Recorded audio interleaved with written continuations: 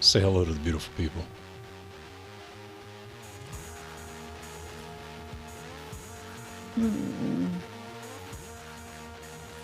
We have a boop. Yes, we are live.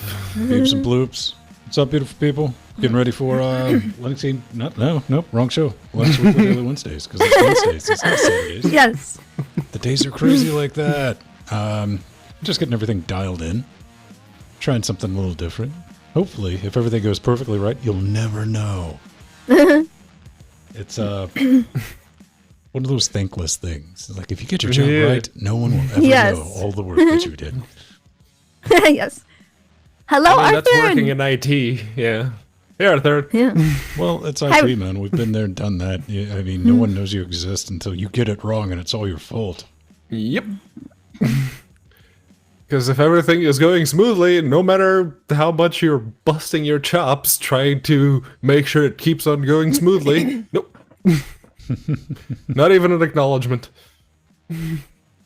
What's all right. Hello, Roblox. Hello, Testman. Are we going to be like super nice this episode? We're going to be like chilled out and only say nice things to each other? Well, it is Wednesday, so there is a lot less of the cussing. Yes, of course. I don't know, man. You like to see what you can slide in. I notice it every single time.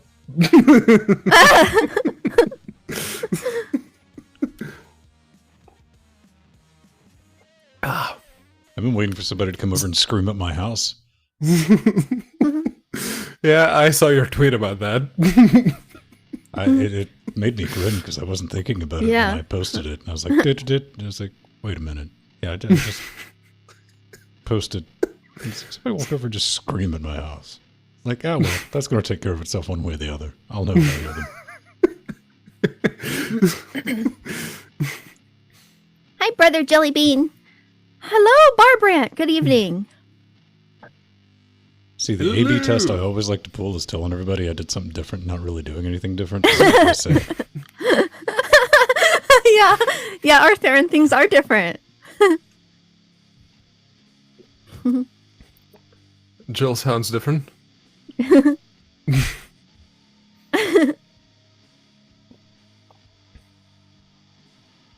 don't know. For me, Ven sounds a bit low, but Yeah. if no one else is complaining, I guess Well, you're not hearing it's just what they're internal. hearing. If I'm sounding a bit low, I'll say, hey, can you turn up my return? Oh, okay. Yeah. Can you turn up our return, Vin, and maybe turn down the music a little bit for us? As long as you bring yourself up, the music should be fine. Okay, that should be higher for you. Yes. And let's see. Yeah, the music's actually very Romlock. loud for you guys. Yeah, Rumlock says music ? I wonder if they're getting the music on their end. Thank you, Vin. It sounds good on this end now. No, you guys probably are not hearing any background music right now because I don't have it wired in. I am. No, not you. I was talking to the people. Oh. Yes. Sorry. Sorry. Oh, jeez. Common sense. I'm sorry. So let's see. If you guys are going to be hearing music. Yeah, I have that real low. I could cut it up. Let's see.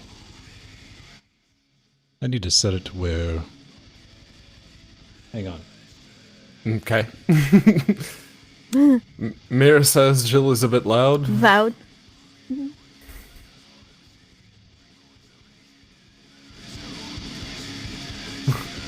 Is that what the fake static sound is? There shouldn't be static!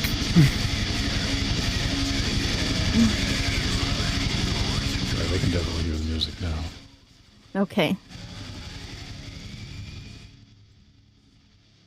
There is music, yes.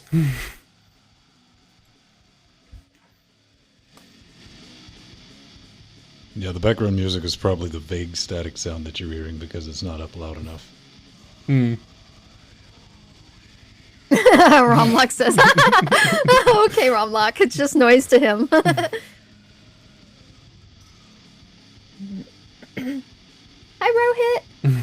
Hey, Rohit. No problem. We're still sorting out the audio gremlins. Weird. Hi, Strider. Yes, Ven is frantically sorting out the audio gremlins. Frantically.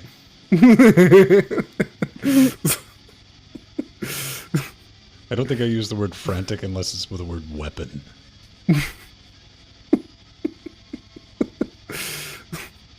Hey, Kubrick. Hello. Hello, Kubrick.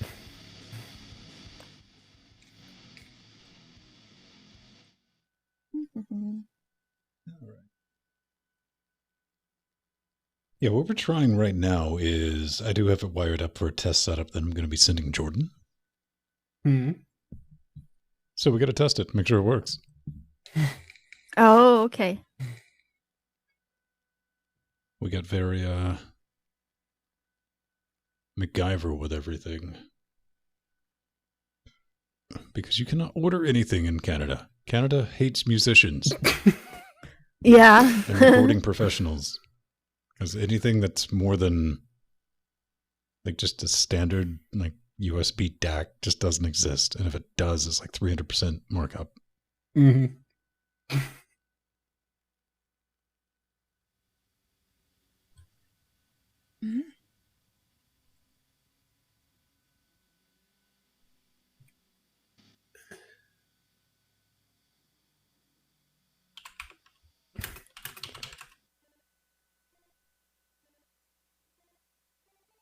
Okay. Just getting random Discord messages.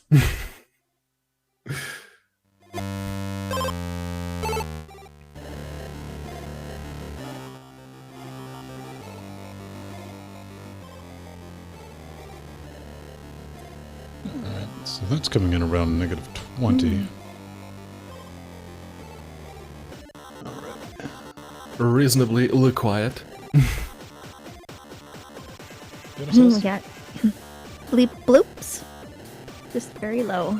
Because you said got it down, Joe. Yeah. No, you could go a little louder.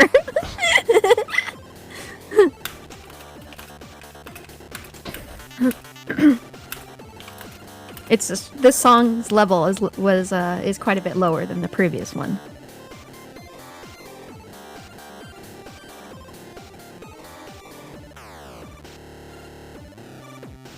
Hi, North Ranger.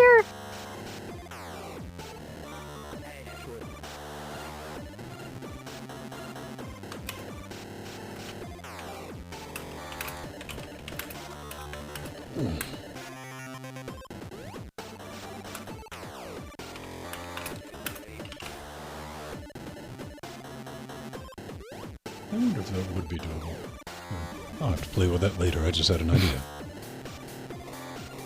Unfortunately, it's crazy enough not to try to do right now. Yeah. Yeah, that's always good, isn't it? Yeah, I guess so.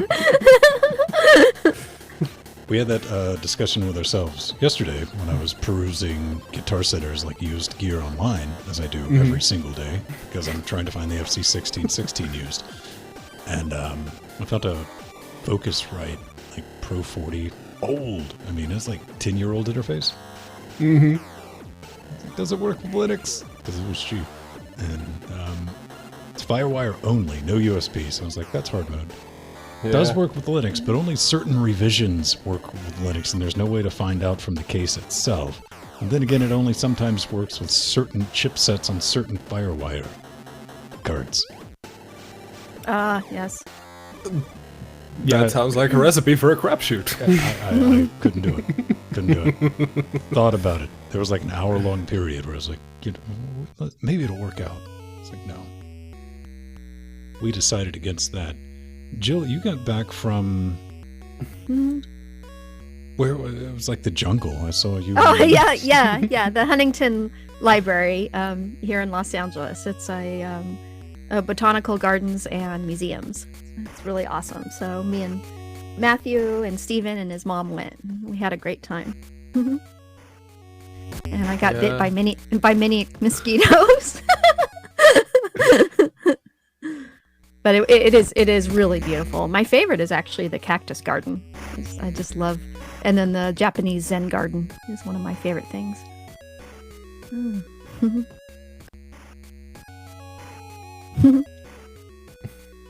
Matthew, we had fun. On YouTube? No, we just got that disabled because of latency. Yeah. The low latency stream doesn't support DVR, so it's one or the other. You can either see us 3 seconds delayed, no DVR, or 15 seconds delayed with DVR. Well, we got like the middle one on right now, not like the crazy one. Yeah. The crazy one's pretty crazy though. 3 second. Yeah.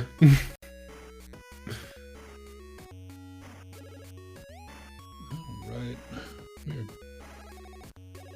getting there. Have you played Distance, Pedro? Outside of the 20 hours that I already had, not yet. Yeah, I haven't yet either. I did see the announcement, but yeah, no. I got the update. It was like a 500 and something meg update. It wasn't too bad of an update, yeah. Yeah. I am genuinely curious to see what the latter few levels of the story mode are going to be now that they finished them. Alright. I mean, that's why they took all this long, right? Right? That's what it says in the instruction manual. I expect to be massively disappointed. Maybe. And in that, I won't be disappointed, I think. Yeah, Matthew's showing I wore my Linux Action Show shirt. I was going to send a pic of it to Chris. He's seen that shirt. I was the first person to buy the pink one back in the day. He's seen it at scale. Yeah, but speaking of which, I've got my Linux Academy mug. This one I've had before. Yay! And you have an Nginx t-shirt. Yes, for a show topic today. Yes. Where did you get that t-shirt? Scale. Most of my shirts come. They're freebies. I literally get 20 to 30 shirts every convention. And part of that, see, there's a nice thing about being a girl in Linux. They just kind of come over and give them to you because they only have a few women shirts. So naturally, you know, we get just about every shirt because of that. Because there's not that many people who want the women's shirts. So, and they always have extras, so they come by with them, and then they hand them out for free. But because we were in the expo hall and we run a booth, you know, we're there early, so we're talking. Yeah. You know, talking to everyone. So we get tons of swag. I often get 2 and 3 of the same shirt. Like I have 2 Nginx shirts. So I literally have over 100 shirts just from Scale. And that doesn't count all the other conventions that I get shirts at. And a lot of the ones you've seen I've bought myself or I've donated money. Like a lot of at the conventions they'll have like the Free Software Foundation, you donate like $20 and get a nice shirt. So. Oh, thank you, Mir. You still haven't told me how much the shipping's going to be. Just so I know what to expect. Yeah. Don't worry about the shipping. Wonder about what you got to pay in VAT. Yeah. Yeah. That was most of our Jordan and I's conversation last night. Jordan's audio issues 100% fixed, ladies and gentlemen. Stay tuned for that Thursday. But I'm going to be shipping him part of a trickle-down Venomnomics is sending him a hardware care kit, so he's going to be able to do some cool stuff. But apparently, we're not related, so we can't get a discount on like free trade on that.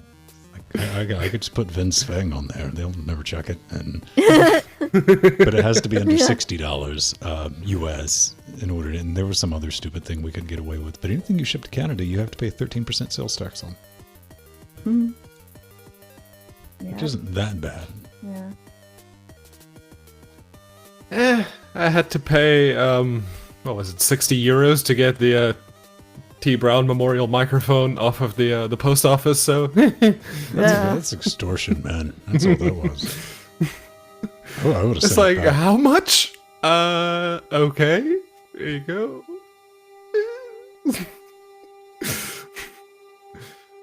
That's horrible. Yeah, that's just like one of those things. I mean, sometimes it helps. I mean, I always put like notes in there as like random parts like don't work, and I'm like, channel 3's dead as is. But then like a lot of stuff I'm going to be sending Jordan, it's expensive, so I don't want them to smash it up. Yeah. Not a flamethrower? I don't know, man. It's Canada. They probably have a flamethrower because the boring company's not a flamethrower is not a flamethrower. Elon clearly said that. He's like, not a flamethrower because reasons, legality. Oh yeah, Mirror, if they ask you to describe the item in the manifest, make sure to say it's a really, really old camera. Says broken. Oh. CCD sensor not working. Yeah. Battery dead, internal battery, whatever. Yeah. Killed my little brother. No. That gets the FBI involved. No.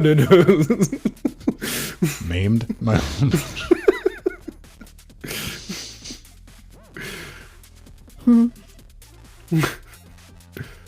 Not yet, Darkwing. Not yet. Don't worry, it'll be smack in the middle of the show. Exactly. I'll end up on the show if I hear somebody out there legitimately doing it. I got a bunch of snooty people I live around. They're above having fun, most of them. So, but if somebody does, I'll pause the show. I'll run out there and get them, open on the show.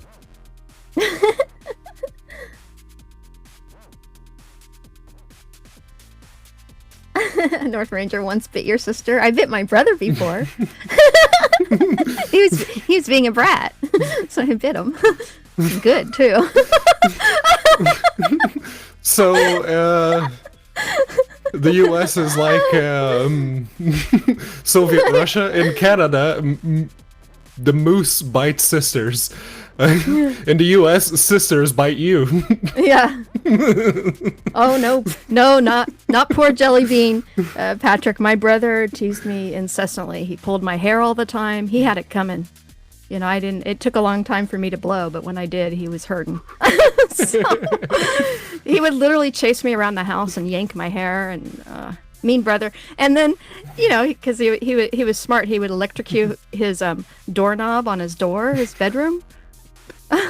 That was like one of his favorite things to do. You know, ultimately after sister. hearing this, let's just all be grateful that Jack didn't turn out to be a serial killer. Yeah.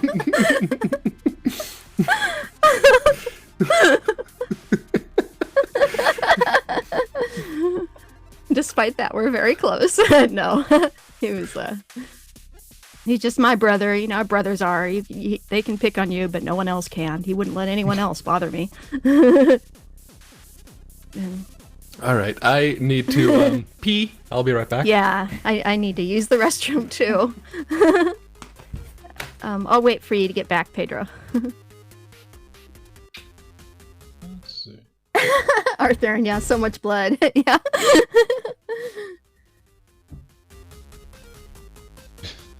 You see, Jellybean's got the true side of the story. No! Jellybean's just trying to survive, man. He's just trying to make it so he can get out of the house.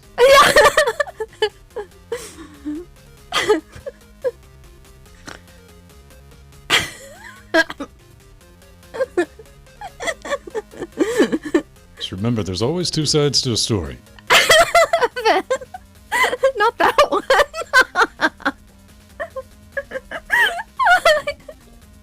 He's just being my older brother.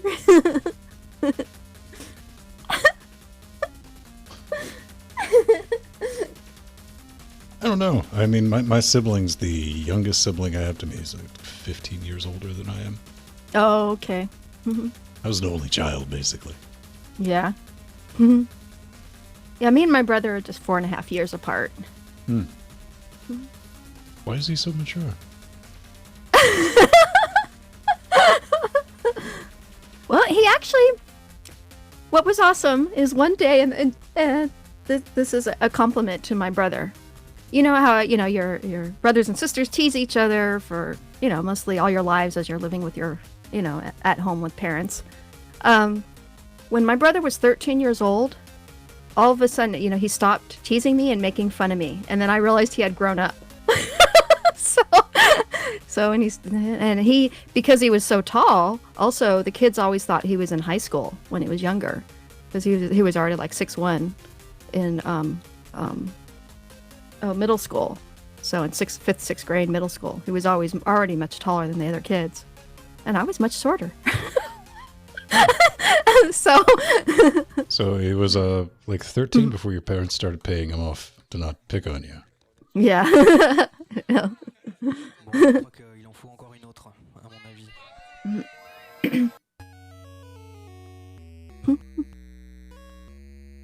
What is this? But yeah.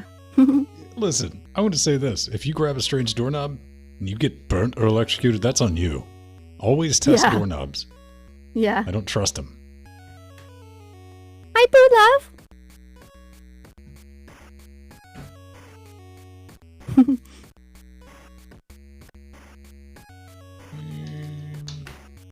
Come on.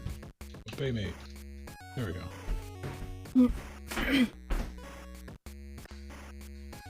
Pedro got lost.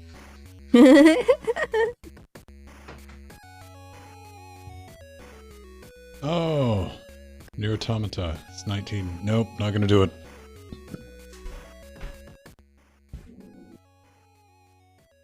Definitely a game I want to play, but I'm not buying a Heretic purchase on it. Okay. Now I will be right back. Shadow of the Tomb Raider. I don't know. The only bit of opinion I heard about Shadow of the Tomb Raider was from Jim Sterling. Mm-hmm. And apparently they decided to go more old school Tomb Raider with less of the shooting and less of the stuff and a lot more underwater levels. Lots of swimming, man. Come on. Yeah.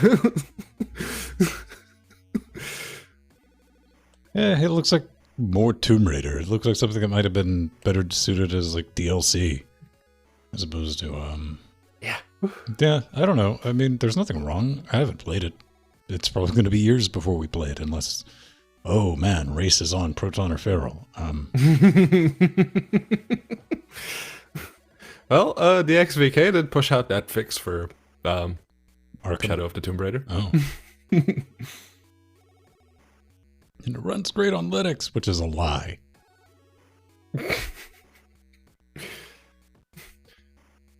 Yeah, no, there are a lot of people saying that, oh yeah, Dark Souls 3 runs great on Linux, so I redeemed that key. And there's a bit of a herky-jerk. Well, a lot of titles. That's what really impressed me about Doom. There's none of that whine, random herky-jerk that you see. You feel it. You know it's there. Yeah. Yeah. That micro stutter.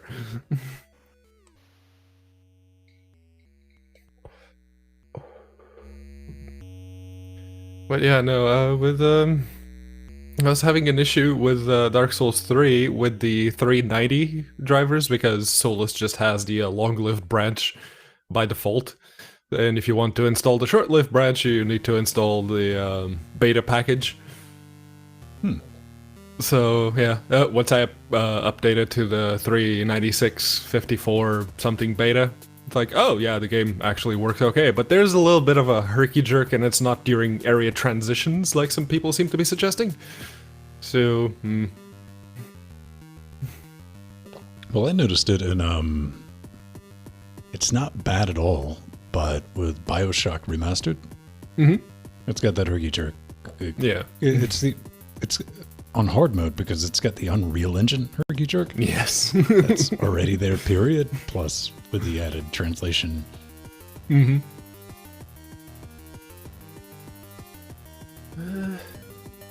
was a while. The remastered version they're probably using. At least Unreal 3. And a lot of the RTX the two games that have any type of RTX in them. Well, And one of them isn't out yet. Hey man, the benchmarks for the 2080 Ti came out, and Yeah. they're faster. Yeah. Although it wasn't as big a leap as Nvidia was suggesting. Oh come Because- on, man! It's technically they're faster. Yeah.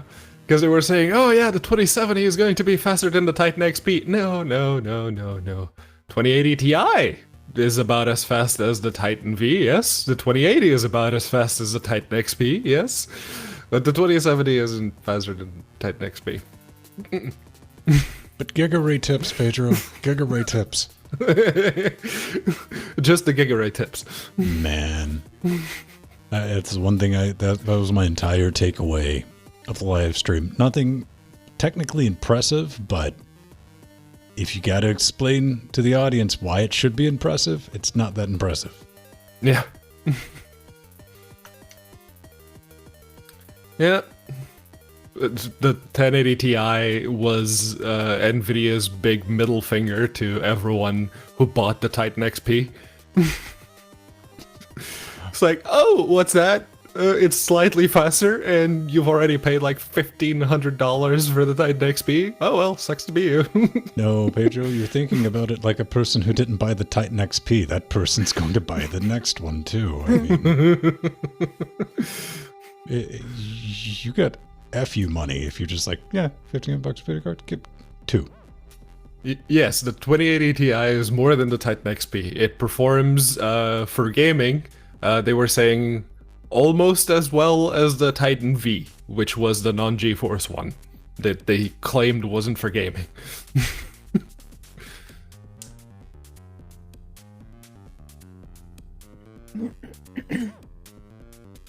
Yes, they did.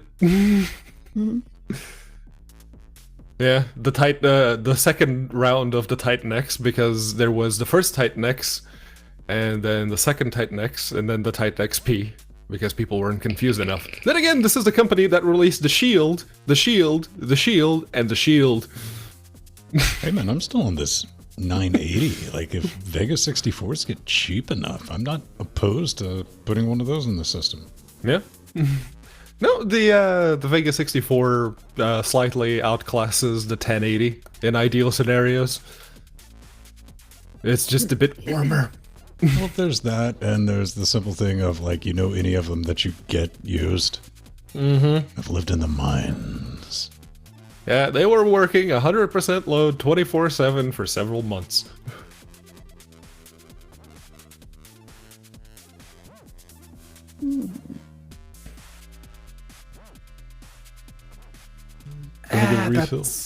That's about on par with the 1080, to be honest. 600 euros. Yeah, it's going to have to be like $300 before I even consider it. But unfortunately, it has been explained to me that older generation video card prices never go down. So, are you taking lessons from Strider? Hey man, he said it.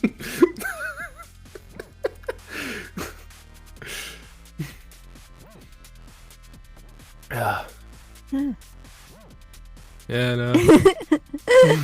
The 970, that was the big middle finger that Nvidia gave everyone who Yes. thought, you know what, that's probably a pretty good value proposition. Nope, 3.5 gigs. Gosh dang it, Nvidia.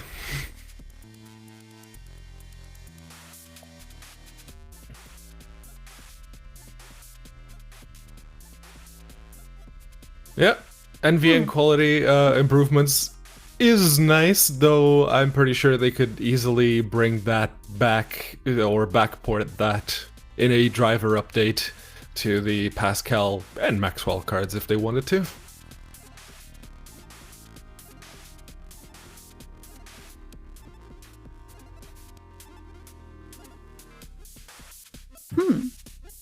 Let's see. Yeah, the 970, my 970 is still kicking. I gave it to my little brother, and he built a PC around it.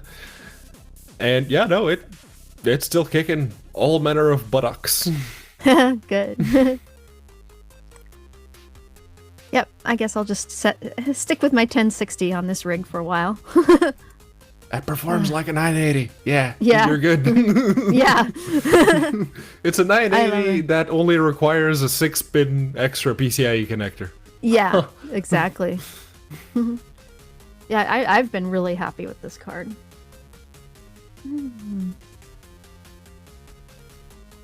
Yeah, as long as that was the big test, is when I got it out and I could still run, I can run games 3 monitors still at 60 frames per second. So that was, very important.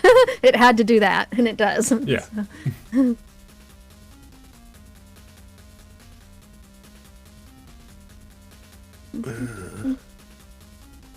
Yeah, let's see.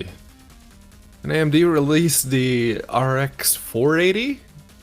Besides, Raja Kaduri's claims at the time that 2 of them in Crossfire would outperform a 1080. He would very much like everyone to forget about that. I still haven't.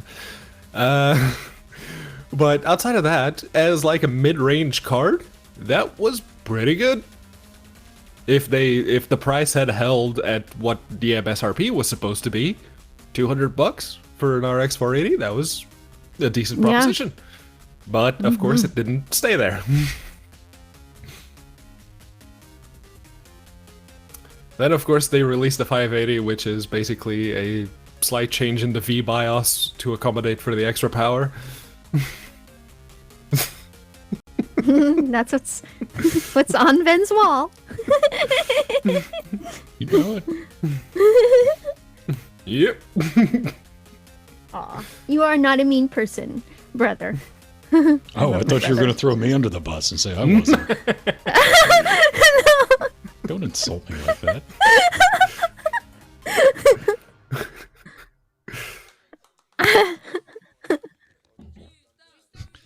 Oh man, moving the field goals command on. I left it deliberately vague for a reason. Come on. Well, no, I love it. You always deal in absolutes, unless it's not. Mm-hmm. It's like, why bother saying the first part of the... Ah. All right. Let's get that muted. I think we're ready to do a show. Yeah. Yes. Boop, boop. Let's see how hot it gets in here. If I start getting naked. Oh. Oh, boy. Then we need to change where we're live streaming to. I'm just saying, like, the bottom half just goes all pixelated. And I'm just like, hey.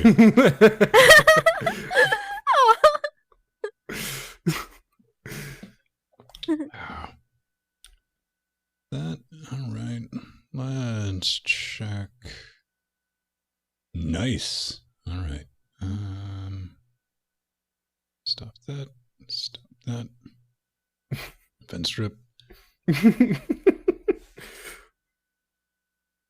at the long list of things I'm not above, man.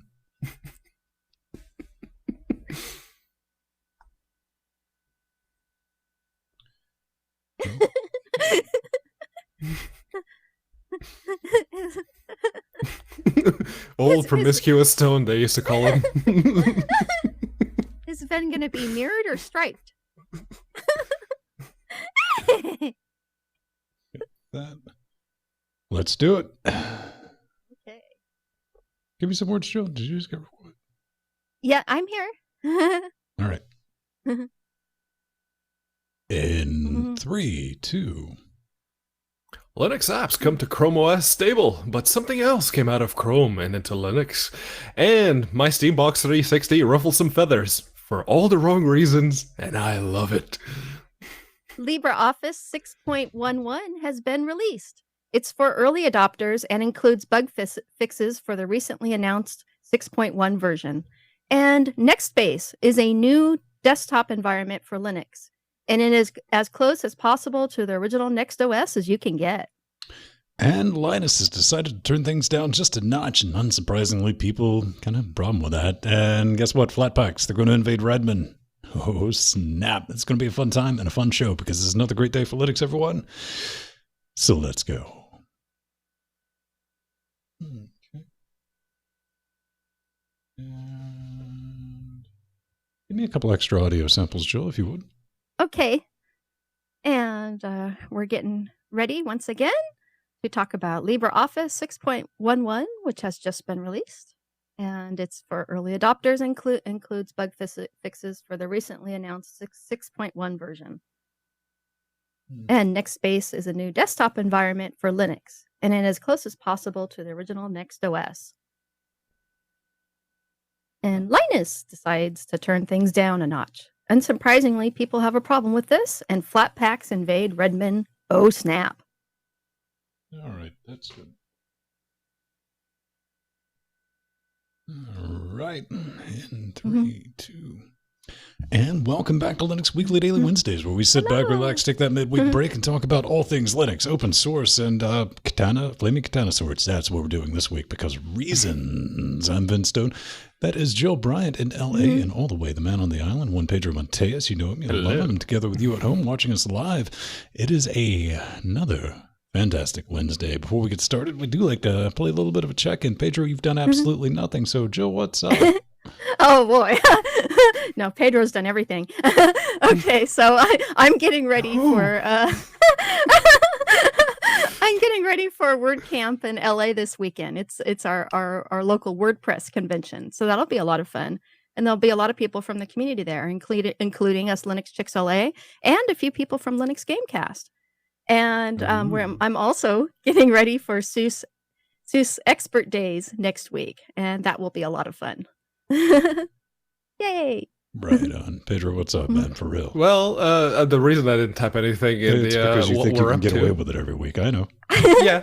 And also because all I've been doing is worrying about work, because, we're coming in on the deadline for the big domain move, and we need to get everyone on the new domain, so that means just replacing laptops. That's just the fastest way around it.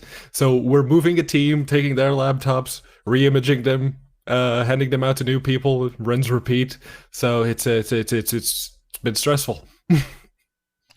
Okay, not a whole lot going on over here except for like Monday. I tore everything apart. I am a huge fan of theme music, so I really should have put on like the MacGyver music. It's like, all right, we're going to make a Jordan-proof audio chain to send up to Canada, and that was fun. Learned a lot to what you can do with very little.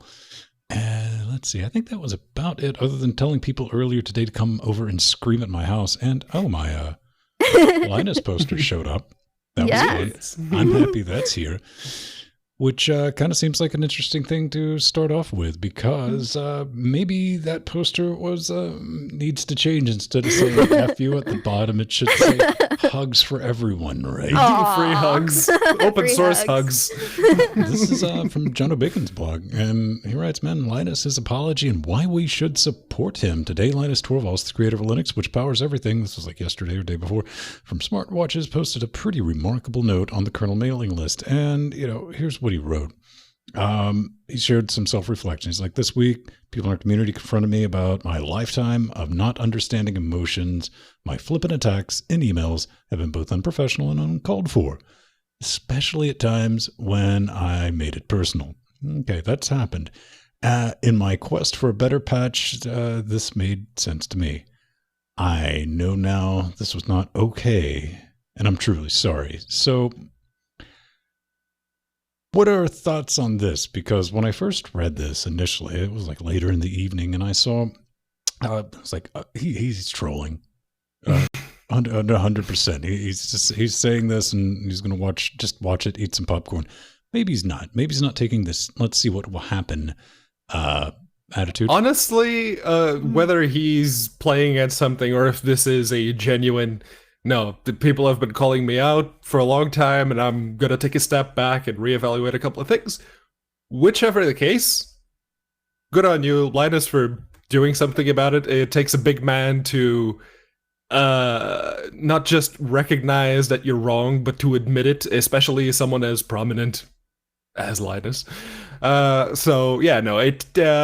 He deserves our support, whichever way this plays out. I've said it before, and I'll say it again. I'm on Team Torvalds. Yes. Yeah, definitely. He is, when I first read, I love this article that Jono wrote. It was really magnificent. Linus, being one of the most influential people in technology and one of the giants up there with Bill Gates and Steve Jobs, it's very in vogue for people to come out and admit their mistakes. And I think this was, good on him. It's good for our growing Linux community and for the tech community at large. And I thought Jono put it beautifully when he said, he isn't a code base. He is a human being, and bugs are harder to spot and fix in humans. And boy, is that true. And we know that. And, as I was going through this article, I'm realizing, most of us in this community have, we have problems. I mean, I've noticed this just with among my friends in the Linux community is that, there's autism, there's dyslexia, there's ADHD, social anxiety. Everyone, in the uber smart communities have something, it's just part of us. and I've noticed that definitely. So I think, we should all support him because no one is perfect. Yeah, and to address the big elephant in the room, which was the code of conduct, which was implemented almost immediately after Linus said that he was going to take a bit of a break. That is a can of worms. I'm not even going to touch the political implications of it. It's just that Ven actually pointed out in the notes, one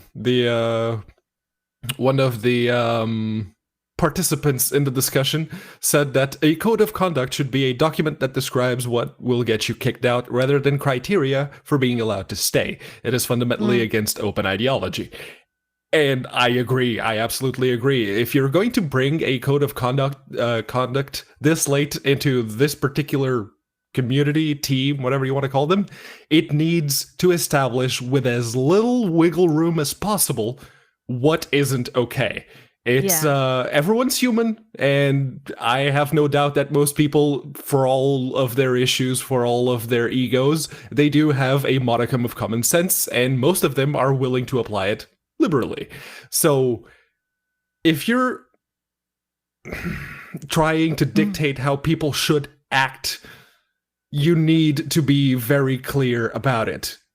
Not just for, stifling creativity or anything like that. And I have no illusions that this is not what this is about. It's you're bringing something new into a community that's been established that we've relied on for this operating system for this long a time, and now you're trying to dictate how they should act. That's going to ruffle a lot of feathers, and it has. For all the wrong reasons too, but it has certainly ruffled a lot of feathers. It is. I mean, at the end of the day, Linus is just a person. He needs to take a break. That's really what everyone should focus on. It's kind of sad seeing people running out and trying to attach whatever issue or thing that they want to this, to go with it, or trying to make it a political thing. You people need to go play in traffic. All right, we are dealing with a human being. It's got some issues with some stuff, and he's trying to change it. So let's rock on with that, and not all this other static that I've seen out there. So we covered that. We covered it up front. Let's get into stuff that's more Linuxy than Linus. I don't know how that works. Okay. Well, we just had a release of LibreOffice 6.1.1. And this release is for early adopters, technology enthusiasts, and power users. And over 120 bug and regression fixes for the recent this includes over 120 bug and regression fixes for the recently announced LibreOffice 6.1, which is really wonderful. So this is the one they're doing a lot of the bug fixes for their final release. And there've been a lot of changes to this. Even though there's a lot of bug changes, they rearranged the LibreOffice draw menus and reorganized them, and there's a new page menu now. And they have new help files that are more detailed and have better explanations and images in them. And the online version of LibreOffice is still in development, but they've made a lot of changes to that, and it's supposed to look a lot better now. And I actually downloaded and tested the app image, and it worked really great. It seemed to be very, very stable. So that was awesome. Yeah, one of the things that they fixed was the when inserting an image into a document, of any kind of document, there used to be a significant performance impact. And so now my question is, can I now import a 2 megabyte ping file into a document without having to wait for 2 minutes on a Ryzen 5 1600 with an NVMe SSD for it to load? That would be nice. Yes. I don't know. Yeah, it did improve that. Yes. That's good. I used to use OpenOffice or LibreOffice quite a bit before we built the new system, just for like show notes. And it could import it. So I'm glad to see speed increases, mainly because that was always cross your fingers and like wait 30 seconds because we get some really big show notes. Go check them out after the show at linuxgamecast.com. Shameless plug. I'm guessing you put this one in here, Jill. No cubes. No, I didn't.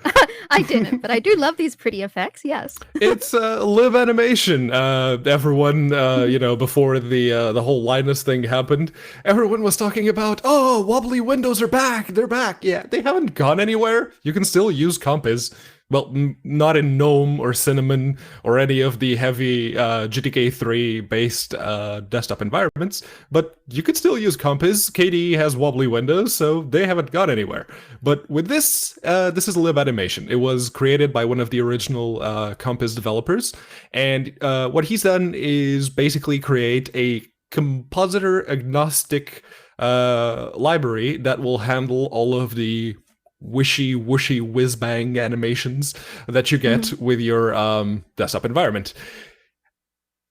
I, for one, would much prefer if someone was to work on a desktop environment agnostic compositor that would work or that would allow you to replace, say, Mutter in GNOME or in Cinnamon, replace the KWin compositor in KDE. You can use Compton in some of them, but it's not ideal. So I would very much like to see that DE agnostic compositor instead. Yeah. That actually, I definitely agree with that. And, as I was reading through this, I'm thinking, okay, they want to do what KWin has done for GNOME. So all those beautiful effects in KDE Plasma. So, and I like those. So as long as they're nice and stable, that's really great. And it's nice to have, it'll be nice to have yet another alternative to Compiz. I think it's all horrifying, and you people are mental cases. Listen, admittedly, way back when was that? Like 2005, 2006 when the Cube rolled out? Yeah. And that was neat. I played around with that and I said, this is not practical. So to understand this correctly, what do we have? This is going to bring those effects to GNOME Shell, Pedro? Yeah, it's going to bring them to GNOME, to Cinnamon. It's basically creating that effect layer on top of whichever compositor happens to be running. So you could, in theory, make this work on top of Compton, on top of KWin, on top of Metacity, because that has a built-in compositor. It's compositor agnostic, pretty animations, if you're into that. Yeah. Sounds truly horrifying, but hey, if it's your thing, rock on, because I know people really enjoy pretty desktops. And yeah, that's cool. Speaking of pretty desktops, I mean pretty crashy desktops. The two are not mutually exclusive. It's Plasma 5.13.90, and it's got some new features. They have new display configuration widget directly from the system tray. So if you plug in an external monitor, instead of having to open the screen settings, you can just do it directly from the desktop. They've improved the system monitor. They've improved widget management. The global menu, if you have that set up, will support GTK applications out of the box. They've also improved a couple of more things, KWin and Wayland. And the two bug fixes that they mention in this particular post are blurred backgrounds behind desktop context menus are no longer visually corrupted, because that was a thing that was urgent, and it's no longer possible to accidentally drag and drop task manager buttons into app windows, because that was another thing that was so very urgent, instead of, fixing all the crashing with KWin. Yes. Yeah, no, those are they should have really focused on a lot of those issues for sure. Yeah.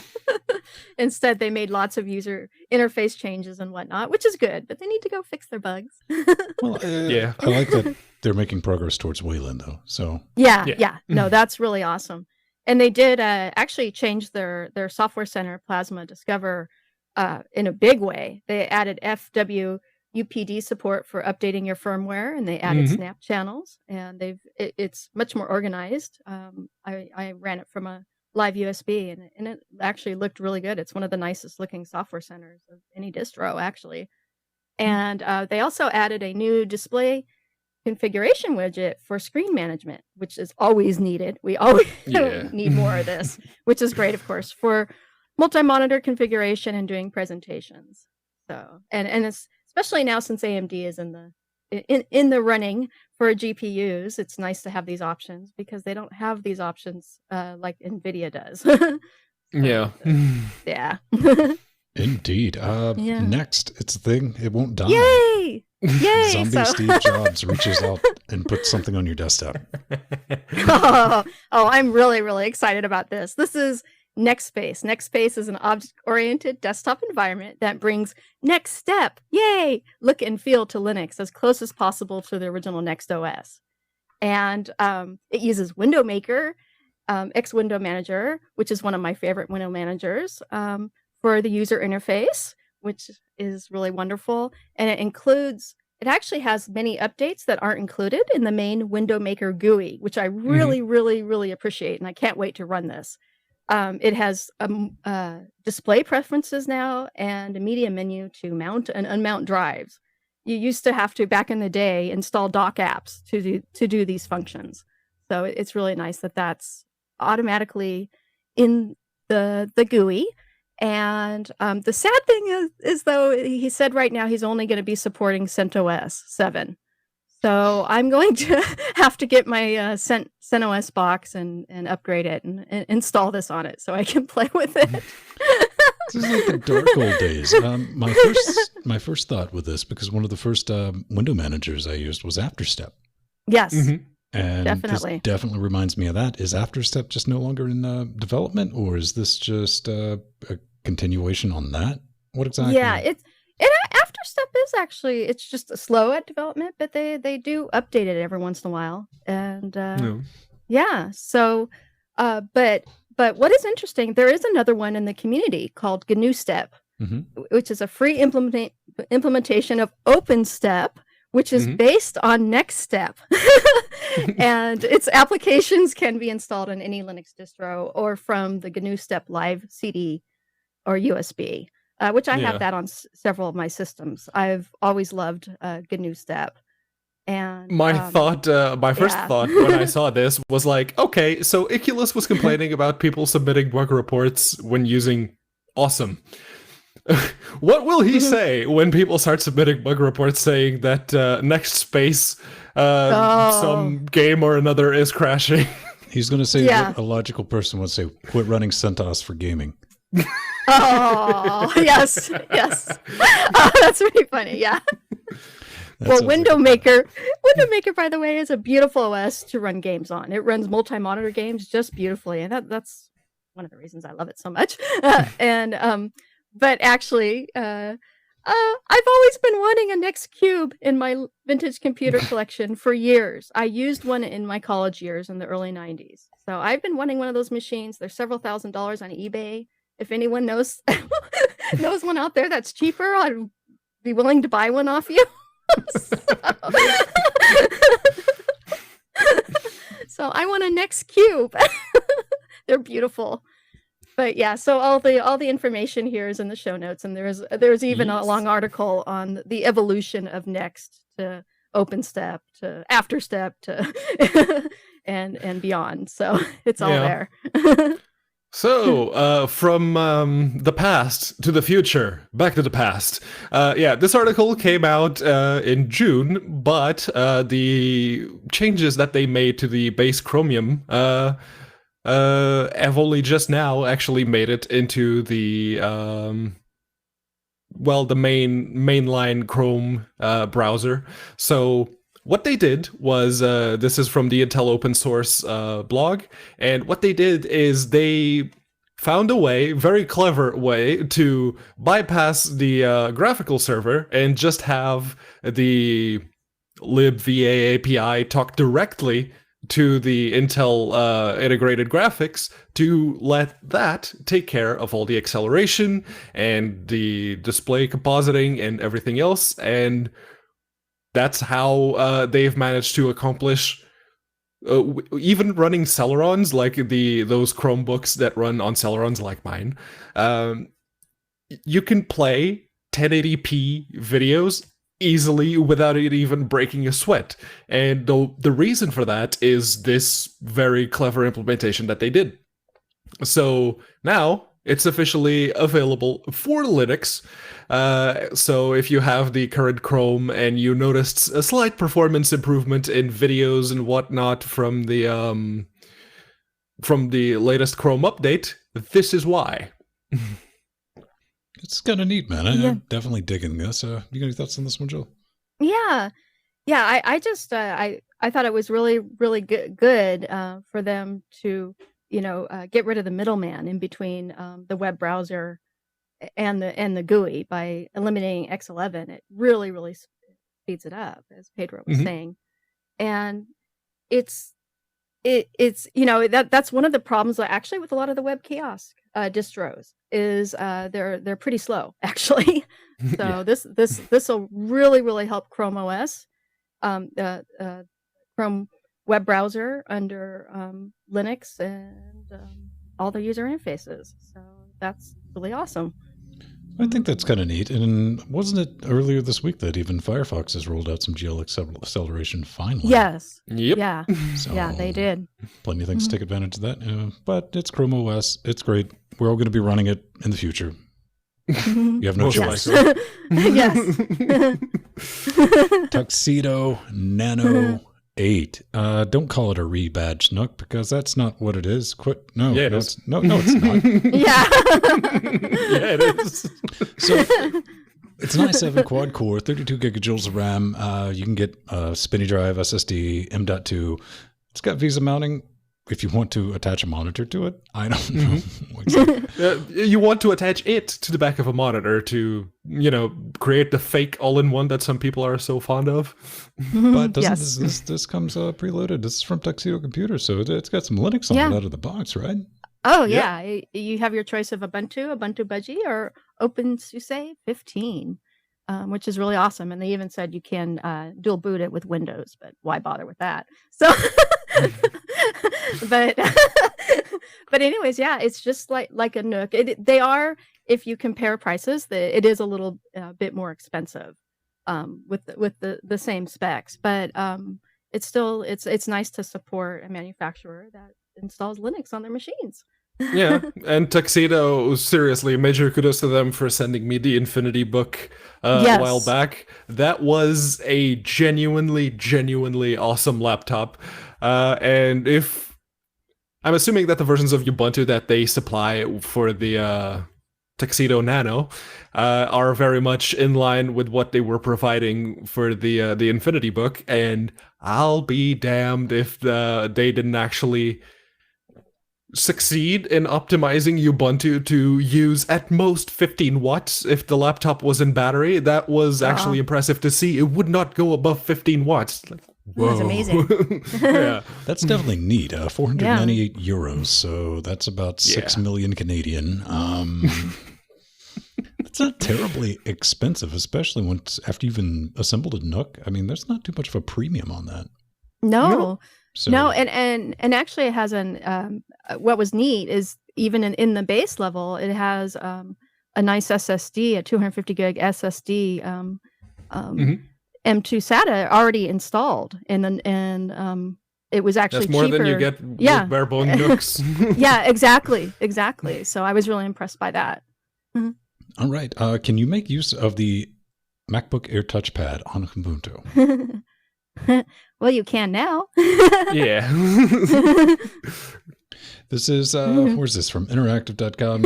It's a bit if you're a longtime MacBook Air user and you recently switched to Linux, I bet one of the things you'll miss most is the multi-touch touchpad.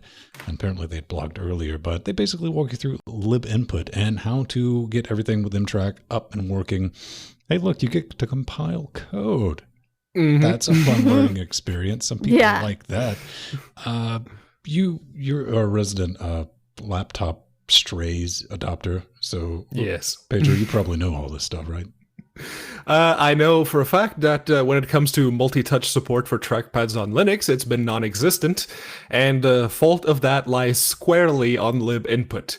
If we could replace that with MTrack or anything else that allows for more, allows for some actual gestures and whatnot in the trackpad, so you can actually use those trackpads with all the functionality that they have in those other operating systems. It's not just MacBooks. It's also very, very prevalent in your typical run-of-the-mill laptops that you can pick up secondhand really, really cheap. Would you like to do a pinch for Zoom? Can't do that on Linux. Would you like to do like the circle with 2 fingers to do some kind of weird thing or weird transition, whatever the case may be? Can't do that on Linux. The 3-finger scroll. Can't do that. So it needs better support. There's a lot of missing functionality, and this is possibly right now one of the areas that Linux falls the shortest on, and it's squarely down to lib input. Yeah. Well, I'm actually, I'm going to be installing it on one of my machines for sure, because having the 3-fingered swipe, I use all the time, and it's hard not having that functionality in Linux, and the MTrack driver solves this, but of course it doesn't work with Wayland, so that is an issue. So that's kind of neat. That's a handy guide. Even I've got to admit though, when you go look at it, that is a wall of text. So might be a good weekend project if you need that, or if you're like me, just buy a tablet. They're really cheap because everyone's trying to get rid of them now. So. When was this? This was like Sunday afternoon. I got the show out, didn't really monitor anything, and we got just boom. We get slammed with traffic when we release a Saturday show on Sunday. I didn't even notice this. This wasn't enough to blip my radar until I came back maybe about 2.5 hours to swap things out for how we're delivering stuff. It's like, why are we still getting so much HTTP traffic? This doesn't make sense. To the Googles, let's track this back. And that led me to a post over at Hackaday that had something quite familiar on it. Yes, very familiar indeed. So that made me all the happy. I was giving Jill a run for her money when it comes to the giggling. And it was, Tom Nardi from Hackaday picked up on a tip from Mike, which is apparently not empty, so I'm looking squarely at Mike G right now. And he posted, it's like, someone built a Linux-powered Steam box, or a Steam-powered Xbox 360, as he called it in the article, and people went mental on him in the comments, because the first thing I did is like, I read the article, and then immediately went for the comments, because I need validation. And after I was done reading the comments, people were really disappointed that this wasn't an actual Xbox 360 that was being powered by a, a steam boiler. So, so people were really, really disappointed. But hey, nothing like reading the comments to ground you back down in reality, I guess. Although I am happy to report, since this isn't the gaming show, that you can watch Netflix and Amazon Prime with minimal Steam controller futzing. You can watch those really, really easily on the built-in Steam browser nowadays, so that's good. I think that's definitely a good thing, and it's a very valid thing that you can make an HTPC and shove it inside of an Xbox 360, and it's your own fault for reading comments on videos. Which I knew that was an article immediately going to do, and I mean that's why I didn't immediately tell you about it, because Jordan and I had to make like 16 accounts at Hackaday to get all those comments in. Oh. But LGC cares. That's how that works. Yeah. So that's a fun thing. And some people don't like to Google. We learned that on YouTube. Mm-hmm. Yeah, no, there was one person that was really insistent. So what games can it run? Can it run Rust, Arma 3, DayZ? Yeah. I don't play any of those games. You could, I don't know, try Googling for those games with a 2400G. Right. That is something maybe we need to point out. Putting it inside of an Xbox doesn't change the hardware's ability to hardware. Yeah, no, and immediately he comes back, oh, okay, lol, so what do you play? And I told him everything that I could play on this box, Dark Souls 2, Dirt Rally. Also, Pedro didn't realize that some people are really bad at initiating conversations, and he was just trying to say hello. Mm-hmm. And I finished my my second reply by saying, if you Google for minimum system requirements, you can see what the 2400G can do all by yourself. You don't need to go bothering people on the internet. And then Ven commented, so what can it play? Why not? Listen, I'm helpful. Aww. All right. Well, what did you think? I mean, we were all happy about it, right? Yes. Oh my gosh. I actually I'm so proud of Pedro in his Steambox 360 adventures. It's beautifully crafted and you paid attention to every detail, both technically and artistically. And most of the comments I read on Google Plus and Twitter were all praise. They're wonderful. So, Thank you, Joe. It was awesome. Thank you. Yay. All right. Something I want to give a little plug to is during my audio adventures, eventually this is going to get all written out, is a little bit of a plugin. Maybe if you use the jack and you use a digital audio workstation known as a DAW, you're going to have an LV2 plugin where you're going to have several of them do different things. And this one I really enjoyed using for broadband noise reduction. Easiest thing I found, and it's just called Noise Repellent. You can build it. I'll probably put a little guide to setting this thing up, but it's got an adjustable noise floor, spectral gating, and spectral subtraction suppression rules. Pretty awesome soft bypasses, and it's really neat, kids. All I'm going to say is you can throw this. I'm using this with Outdoor right now, and let's say we're doing a live stream, right? Because you can always go back and post, and even in Audacity, which is like a wave editor, you can just do a sample of the background noise and just apply that. And usually that's going to get you 95, 96% of the way there, killing out any background. But if you want to do it live and you don't want to spend any extra money, you can add this to just your basic mixer in Outdoor, stack it, and it's got an option. It's like learn the background noise. It'll sit there, it'll do that, and just automatically, like you would expect it to, smash that down a few dB and keep your audio, whatever you're actually trying to make noise with, sounded good. Nice. I'm liking it. Nice. I just wanted to give that plugin a quick little mention. Mainly I learned about it because I was trying to fix Jordan's audio before Jordan fixed his audio. I'm just glad to have that tool in our arsenal now. So let's bash on Microsoft. Yeah, because we haven't had that enough. Yeah. Initial Flatpak support arrives for Windows and subsystem for Linux. Yeah, that's a real thing. Flatpak on Windows. It's got some hacky workarounds, but it basically works. I'm surprised that wasn't from Microsoft's official Twitter account. Yeah. Alexander Larson, the lead developer and creator of Flatpak package system, has announced that the software works on Windows subsystem for Linux. That's WSL. If you know that, Larson announced the development via Twitter, but didn't give too much information away, such as how to get it set up yourself. He did say, however, that it required hacky workarounds. Due to WSL constraints, sandboxing is somewhat limited. Oh, kind of like it is on Linux? Question mark? Yeah. Well, on Linux, Flatpaks can do a pretty good job of sandboxing. It's just that I'm guessing it's very hard to sandbox on an operating system designed from the ground up to not sandbox anything. Exactly. Yes. Well, that was kind of my first thought. I was like, how about we get snaps and Flatpaks, like sandboxing stuff properly and people actually doing that correctly before we go infecting Microsoft. And I was like, wait, infecting Microsoft? As you were, continue. Yeah, as you were. Well, we all know that that using this as it makes this the superior software downloader under Windows. All jokes aside, I mean, feel free to write in, and because I genuinely know nothing about Windows past like 3.11 work groups intentionally. Is there anything else? I'm guessing there's just like a Windows store now, because I've heard a lot about that. Yes, there is the Windows Store, and Microsoft would very much like you to get all of your applications from there, but no one does. Because, well, it's Windows. People always went to the internet and downloaded an exe that's totally legit from totallylegit.com. Yeah, that's...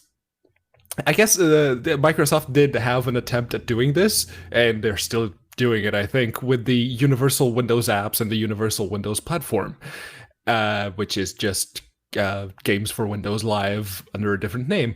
But yeah, no, it's good to see Flatpaks actually working, even if it does require some hacky workarounds. And I'm guessing the reason Microsoft were the ones making this announcement is because they're currently trying to work to smooth out the rough edges so this works just out of the box, and they can go, look, Flatpaks on Windows, there you go. I don't know. It doesn't look like Microsoft had anything to do with this. This was the developer Flatpak going, look, doing what developers do. Look, I made something work on something. This is Doom on a toaster, man.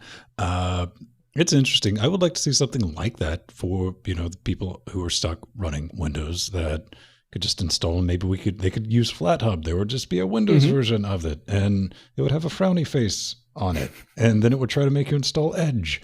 And No. You already have Edge. You don't need to install another browser, right? Come on. Okay. Wow, Microsoft. I can't believe you did that. I know you backtracked on it and you were like, it's worth a try, right? And it's like, your Edge has 4% market share. Just let it go. Okay. Yeah. No one's that desperate.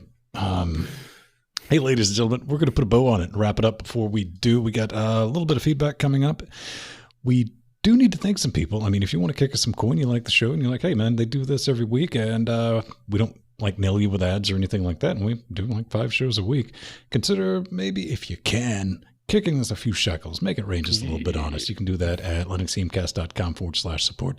We got Patreon. That's we got a goal. We are tasting a goal. We got Amazon affiliate links, Newegg, Humble's got some books. I just gave Humble a chunk of money last night because it was like the gaming book, and I wanted the Vulcan book. PayPal, Bitcoins, all that. But really the best way to help us out is with Patreon, because it gives us a budget, and that's what we're working for. We are currently $1 away from doing a legitimate merch run. This has been a little bit of a unicorn for us. We almost get there. Get there. Then we'll get to the last week of the month, and it's like, man, it'll be down just minus $1. Like, oh man. So we want to do some t-shirts and some stuff like that and just get it out there. But we want to make sure the interest is there before we push that out. So if you've been thinking about it, it's like, hey man, I could spare 4 quarters a week to help us do this. Plus, we're going to be spending some extra money because I'm thinking about getting Pedro some fancier stuff. Maybe we're going to turn him into a real YouTuber. Nori already said I could dye your hair red. Could have picked the worst color, to be honest. That's going to be a thing, and we're going to be shipping some stuff up to Canada. We one of the things we're working on right now is duplicating to make the studio itself Raptor bus-proof. So if there's never an issue here, there's going to be, beta site, and we'll be able to get that up and running. But we had somebody increase their pledge. Yes, we do. A certain penguin that likes to roam around very free that goes by the name of Matt Hartley. Yes, Matt Hartley. Thank you, Matt, very, very much. Thank you so much. That's freedompenguin.org, I believe, right? Or freedom. Yeah, he does his own beautiful YouTube videos on Linux. He's one of my favorite people I follow as a patron. And he's getting a new HDMI capture card because he posted it on Twitter. Yes. And I was like, wait a minute, did you just ask that question to the internet without talking to me first? Here, get this. I know it works 100%. We're still going to make that page of stuff as we know works with Linux, like the weird, bizarre stuff like that. But good luck with that. Freedompenguin.org. It better not be .com or .net. Just type Freedom Penguin into the URL bar. You'll get there. Yes. Right. So we got a little bit of sliced pie, a couple things, pizza pies. Yes, we do. Radiuses, and Z's. All right. This is awesome. This is how to install Nginx on the Raspberry Pi. And actually, it's just as easy to install on the Raspberry Pi, of course, as any Linux distro. They've made it wonderfully easy to install. And now you can make a LAMP web server, Linux Nginx MySQL and PHP web server instead of a LAMP web server with the Raspberry Pi. So that's really awesome. And this, the article has, it's actually beautifully written. It's got all the detail on how to install Nginx, and that's all in our notes, show notes. And this is really awesome because Nginx is a really, really good alternative to Apache to teach people how to install a web server. And it's very easy to use. And I support them wholeheartedly. So I could say 100% really cool. To that.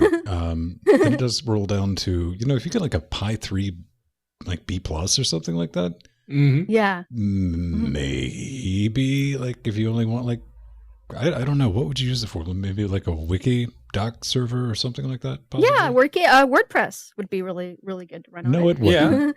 Yeah. All right, maybe if you wanted to test and see if something would technically work at the end of the day, but no. People do not run WordPress. Try to do that. I mean, you can videotape it. I'd like to watch it for my amusement. But, and if you want to have like a teeny tiny little gateway running off of a web server in your home network, it's all Nginx on your Pi. Yeah. And it's Nginx. It's so easy to set up out of the box. I love Nginx. Just, I was blown away by that. I come from way back in the Apache days, and I set up Nginx like last year. I did it again this year. I was like, wait, then I opened the config file, and it's human readable. And I was like, this is boring. I don't want to play this. And that's brilliant. Good. So let's hack into our own computers, man. Yeah, or set up a security system, which I guess if you're running Windows like this person, it's not going to be very secure. But hey, it was an interesting concept because he took a Raspberry Pi and an RFID reader, and he paired that with that card that he's using right there in the little video. And whenever he moves a card away from the RFID reader, his Windows session locks, and when he puts it back in, it unlocks. And that right there is very, very clever use of Python and HID, because that's what it's doing. The moment you put it in, it sends the unlock command, and the moment you take it out, it sends the lock command. So very simple, very straightforward. It's the kind of thing that you look at, it's like, why didn't I ever think of doing this? And then you start to remind yourself that you don't have any RFID stuff kicking about the house. That's why I didn't do it. Yeah. And you know what? Actually, this is a lot of the techniques they use in hotel rooms, for like at DEF CON to hack your hotel room. So this is a perfect area for the Pi. I think that is definitely neat. I mean, that's one of those things you're going to do. It's like, oh, it's so cool. A week later, you'll never use it again. But still, that is really neat. I enjoy that. Maybe you know something neat and you want to tell us about it. What's the best way to go about doing that, Pedro? You can do that very easily by going to linuxgamecast.com. You hit the contact button and you shout at our face. No. You actually type down what you want to say to us. Yell at my house. Yes, yell at Ven's house. He wants to test some soundproofing. Just make sure to pick LWDW from the little choosy box, and your name, your email address, the usual stuff, as well as the CAPTCHA. Make sure that if your feedback requires some background knowledge of something we didn't cover on the show, provide links for that, please. That would be helpful. And if you're referencing something from like 1 billion years ago in the future's past, like throw that in. It's like, I was just watching the episode where you talked about listen, podcast amnesia is a real thing. Yes. You forget what you said, even though, I mean, you're fully there. Yeah, that is it. So we do have some random Cody guy. Yeah, some random Cody guy who asks, so I've been running KDE Neon for a bit. I really enjoy it. However, one thing really bothers me. I got up-to-date KDE toys. Is the trade-off worth it, though?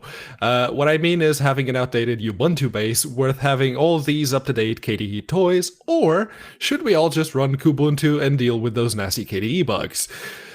Well, as someone who's been running KDE on a pretty up-to-date distro, I can tell you that a stable base is often the best choice. It's to no fault of Solus on this one. This lies squarely with KDE. if you keep everything that's running in the background as tried and true as possible, except for, the KDE stuff, you're probably going to have a much better experience than, say, having up-to-date KDE and really bleeding-edge kernel and Xorg and whatnot. Just ask a random Arch user if they like the KDE experience. I have Neon in one of my Stray laptops. And yes, if you install just the ISO that is publicly available now, you get Ubuntu 16.04, which, yes, it's a bit old, but it's still very much actively supported, so you're not completely outdated. But you can rebase it to 18.04. The beta is currently ongoing, and I did that in that laptop, and it's running without issue, so...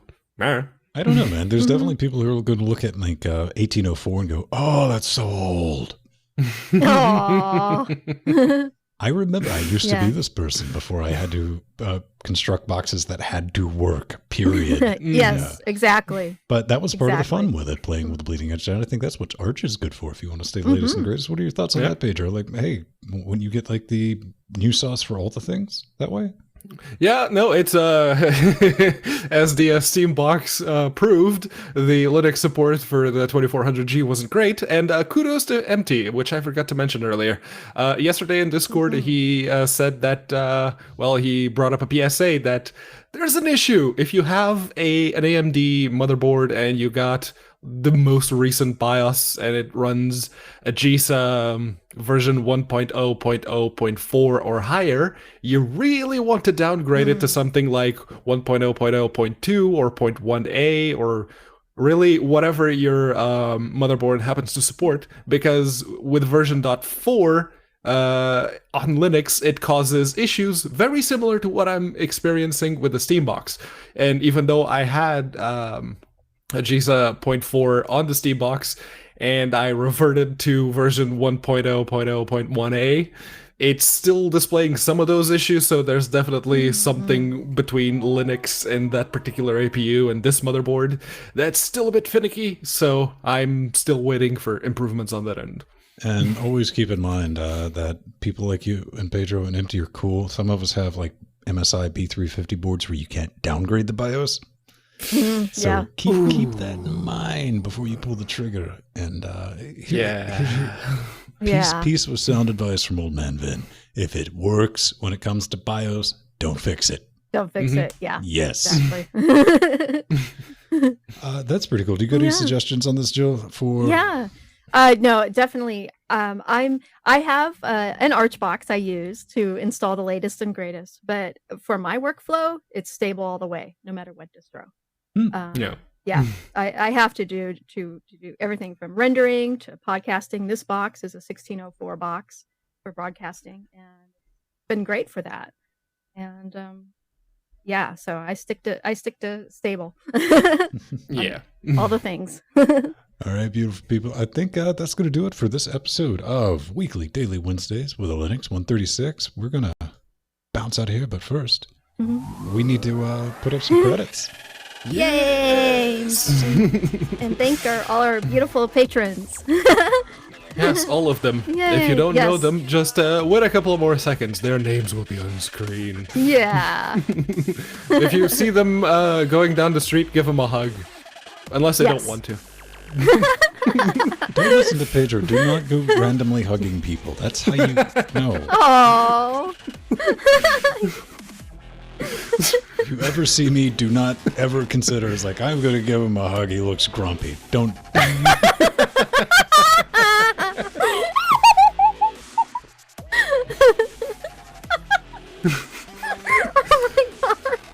I think you get hit on the head, Pedro, if you did that with a pen. I'm not a particularly huggy person. We'll see you next week. Oh, poor Ben. Bye, chat room. We love you.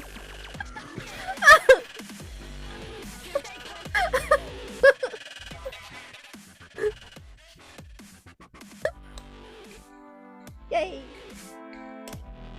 All right, let's get that saved out. Oh yeah, Jill, I noticed something you do. When you start talking and you start reading, you lean slightly to the left. And you're off mic. Okay. So there was a very clear difference there. It's like, oh, that's what's happening. Okay. Well, we got that. I need to check something since we're going to do a little bit of after show. I'm going to use Jill to experiment with stuff. Okay. Sounds good. So we need to sort some things.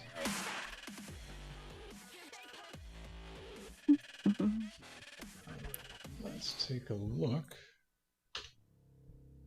at this multimedia. All right, so playback, output. I know, see? We're going to check something. So, scream into the microphone, Jill. Scream? I don't want to scream. You just did. Okay.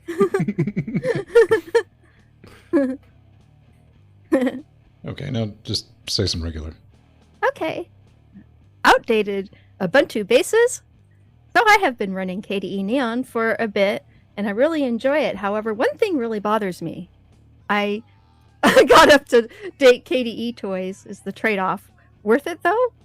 What I mean is having an outdated Ubuntu base worth having all these up-to-date KDE toys? Or should we just run Kubuntu and deal with those nasty KDE bugs? By some random Kodi guy. All right. So we know nothing's moving on this end. Okay.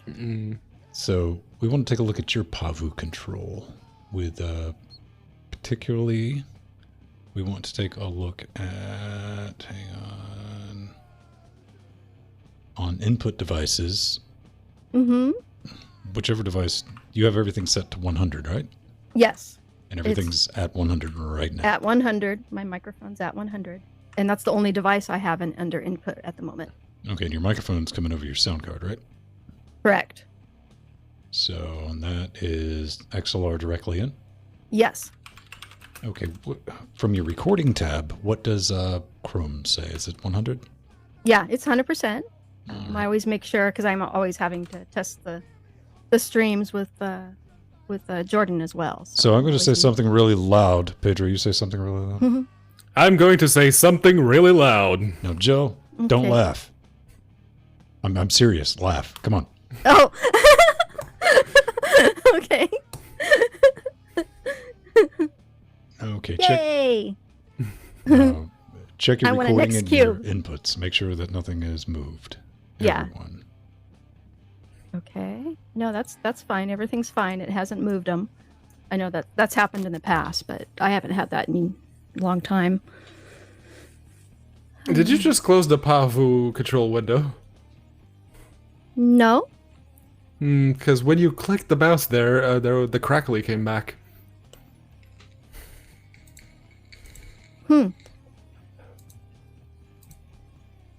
No. I'm just clicking on the tabs on Pavu control.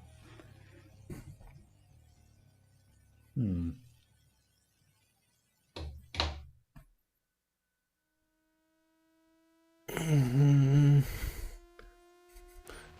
you have a really turbo fancy mouse, by any chance? No. It's a generic gaming mouse. It's not even Right. configured.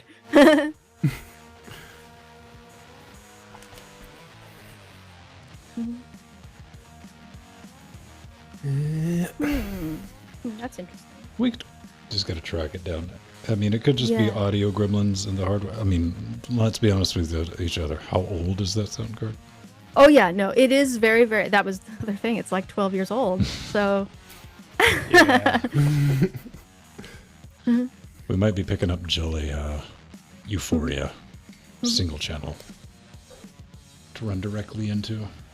Those are about 30 bucks. That's going to be, regardless, no matter what, Okay. 10,000% quieter than a internal sound card. Yeah. Well, this is the one that's just for XLR. It's Yeah. only for. But between the age and just the noise of sitting inside of a computer, Yeah. as opposed to something coming over USB. So Yeah, so you said that was more recent, that you were hearing noise from it? Because I don't hear it on this end. Right. Well, I Yeah. mean, we talked about last week. I mean, we were Yeah. hearing small clicking, and it's intermittent. That's the problem with it. Huh. Well, I did open the case and made sure everything was clean and that I was grounded and Yeah, I'll Got it. probably just order you a U4U. okay. And I can also try. I have 5 sound cards in this machine. I can try one yeah, of these. preferably. Well, yeah, like preferably, I'd like you to be on a machine with exactly one sound card, Okay. Yeah. And yeah. I was. preferably Yeah. USB. So yeah, let me just price out what a U4U is. I'll just PayPal you the cash, Okay. and you can plug directly into that, and we don't have to worry about anything. Okay. Sounds good. See? Yeah. I figured you wanted me to do USB eventually, but No, I for- just want good audio. yeah. That's Yeah. what I want. But we get intermittent stuff, and we all know about dealing with, there's no telling what it could be in the chain. Yeah. If it was constant, like with Jordan had his issue, we found out what Yeah. it was. But if it comes and goes, it's not a massive issue, but here's the thing, it's not going to get better. Yeah. Well, it's interesting that it's more recent too. We've had that crackling for, I'd say 2 or 3 months, but it's intermittent. It's not enough to jack up the show. It's not enough. Right. Okay. It's something that I'm sure even with the compression and going out over the stream, I mean, they're never going to hear it just because I have a high pass filter. Yeah. So, but what we don't want is, for that poor card to die. Yeah. Yes. No, it's been worth this money. I got it free. It's a $500 card. Right. And Arthurian, why are you even remotely surprised somebody wants an RGB power supply? I mean, It's going to have an OLED display. well, listen, they're doing it for the right market. It's 1200 watts, which no one will ever use, but the type of person who wants RGB in their power supply thinks they need 1200 watts. You don't, kids. I mean, you buy a good power supply, yes. You over-provision your power supply because, yes. And you leave it alone. Because if it's working, it's working. Don't touch it.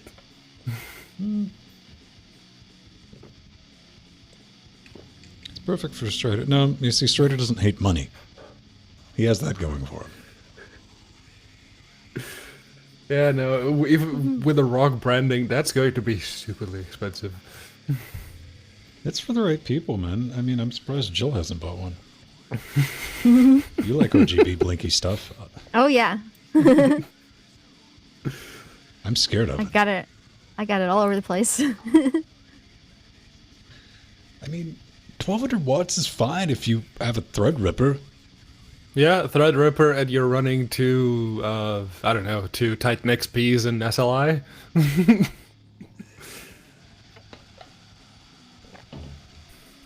I think I have a singular 1000 watt power supply.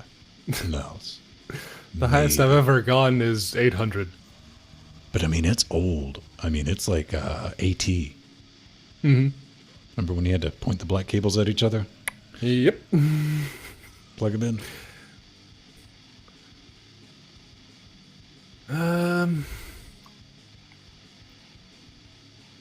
Yeah, no, power supplies, for me, it's that thing. Get a good one, it's got good reviews, and people say that it works fine, and it lasts it's rated for X amount of years. Okay. I'll take that. And Here's much a like fun Arthur. game. Jill, have you ever had a power supply die on you? Oh yes. Oh yeah. Well, I have lots of vintage computers, so yeah, that's a thing. But believe it or not, the older the computer, the less likely it will die because it's got better capacitors in it. It's mostly the ones from the computers from the 90s that I've had issues with because they were made cheap, knockoff. You know the story behind basically mid to late 90s, everything going boom. Oh yeah. Yeah, of course. It has a built-in life for 2 to 3 years, and that's about it. Oh, well, what happened is the main cap manufacturer, there was another company that stole their secret sauce. Oh, didn't yeah, get all of yeah. the recipe correct, so they started pushing out all these caps The without cheap, all yeah. the. Yeah, they didn't have the formula completely down, so everybody went out remember and bought that, those yeah. cheap caps and put them in motherboards, power supplies, and yeah, leaky, exploding caps was the thing we had to deal with. Yeah. Oh, definitely. I had one catch on fire on me before. Haven't seen fire. What was it? I know somebody posted a video on Discord that I saw some fire in. It was an electronic device too. I forget what it was. The power supply? It was like 2 weeks ago. Yeah. Oh yeah. You know what I'm talking about, yeah. Yeah, I saw it. Can't remember if it was a power supply, but it had a fan. And you could see the fire behind the fan. It's like I wasn't expecting fire, but there it is. Arthurian. No. Unless you're doing something that requires a lot of GPU compute power. And even then, you're probably better off just pairing the cards and having them run individually rather than through SLI.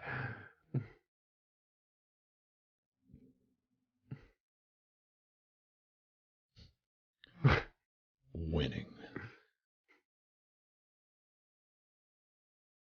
Let's see. So with that,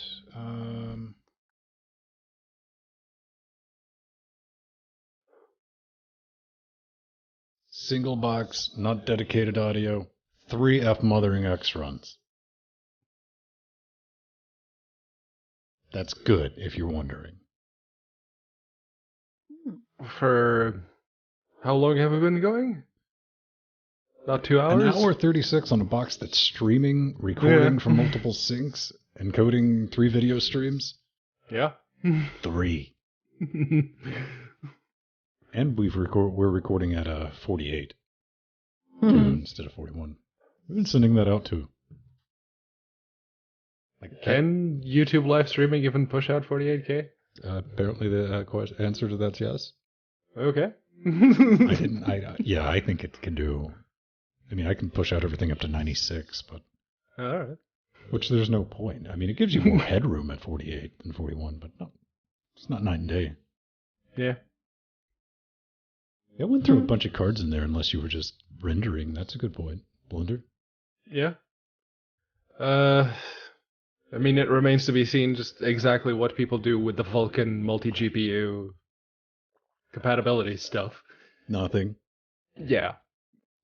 They're going to Because do whatever NVIDIA- makes sense on console games, and we're going to get that. Yeah, because NVIDIA have basically given up on SLI. AMD hasn't officially given up on Crossfire, but they haven't really done anything for years with it.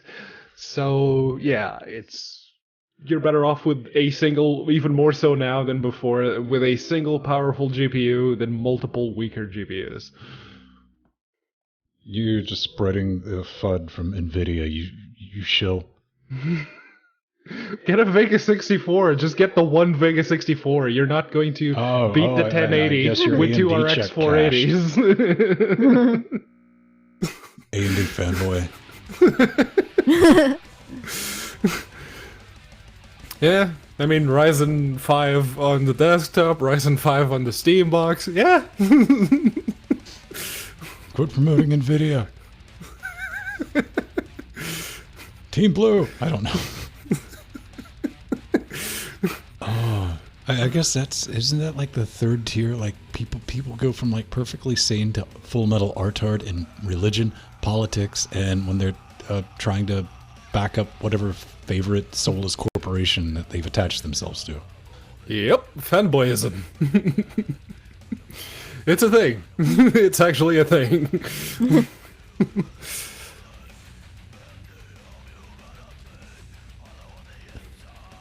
1700's a great processor. Yep.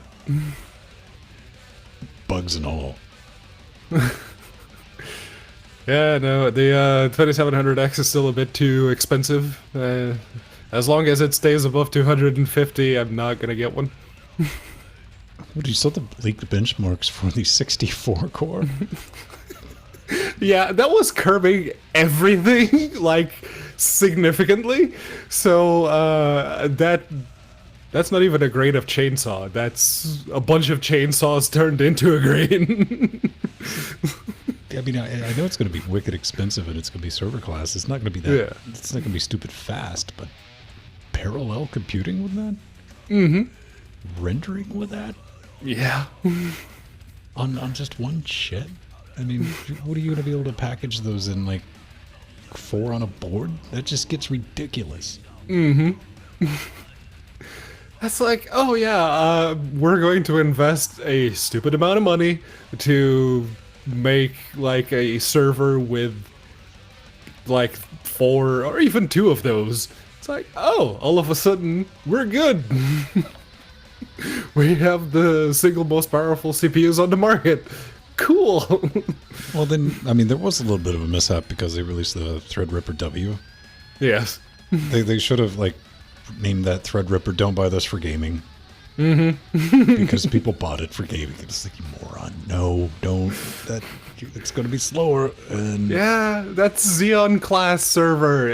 You're going to get worse single-threaded performance, which is what games run on. It's the reason that the bulldozers sucked as much as they did.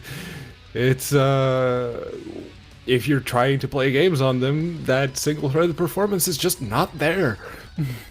They curbed in multi-threading, but yeah, the single-thread was bad. I don't think your video got like 5,000 views, Pedro. Yeah. It was awesome. Did you disable the likes and dislikes? No, likes and dislikes are still there.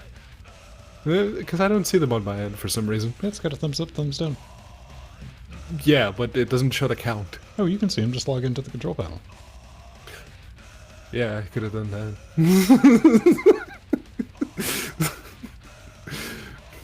You know, I'm actually kind of curious to see just how many thumbs downs I got.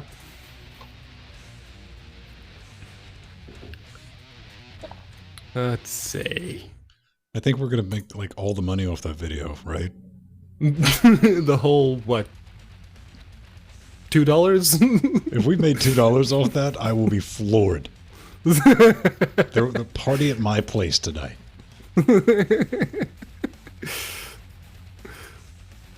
Let's see. Creator Studio. Video. Also, YouTube, that new Creators Studio beta that you keep trying to push on me, it's junk.